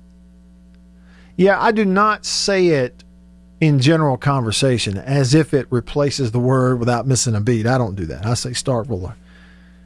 On the radio, I say Starkville, but every now and then, just for effect, I might say Stark Vegas, kind of, lovingly mess with people. When you go into Vegas. Tip on the Country Pleasing text line says, as a high school coach, when I have players that do things right in practice, but it does not translate to the game, most of the time it's because they are pressing and trying to do too much in the game. Tip, it is so true. It is so true. And that's actually a good quality, I think, to have for those folks. I really do believe that. I really believe it's a good quality for those folks to have, for those Farm Bureau players to have. Insurance stands ready to... Because they want it. They want to do well. They want to do good. And they want to go fast and give it all they've got and put their entire effort out there and just focus. And you're exactly right. You almost have to coach some of those guys the other way, don't you? Look, Tip, I kind of experienced the full spectrum as a player at different times. And even though it's been so long ago, I can remember what that's like. You're actually pressing and trying to do a little too much in the games. You're almost trying too hard sometimes, which I know sounds crazy or counterintuitive to everything we hear about sports and giving 100% effort and all this. But you can actually almost like go too far with it, and you're thinking about what you're going to do and pressing to do too much. And with guys like that, it's good. I would think, Tip, as a coach, to have players that way. You'd rather have players you have to dial them back a little bit or calm them down, as opposed to somebody you got to push and push and push to get them going. But I think you're exactly right. Players that are like that, you have to get them to understand, hey, listen, you're naturally going to have a faster heartbeat in this ball game. It's exciting. It's fun. Okay? So when you step on the field, take a deep breath and just do your job and watch. Things are going to happen. Kind of like, as a kid growing up in baseball. My dad coached me a lot in baseball as a kid growing up, and he'd always say, home runs take care of themselves. You don't hit home runs because you're trying to hit home runs. Home runs happen when you make good contact. You just focus on, you don't swing up. You just focus on line drive. You hit line drives. Tattoo that baseball on a fat part of the bat. Try to drive it right back up the chute. Line drive. Think about a 90-mile-an-hour frozen rope right back up the middle. He said, if you're making that kind of contact, those home runs are going to take care of themselves. You don't hit home runs because you're trying to. Well, I think the same is true in football and other sports. And I think it's definitely true at quarterback. You don't score touchdowns because you're trying to score one on every play. You score touchdowns because you're just focusing on line drives. Timing of the play, get it out on time, boom, make it catchable, line back up.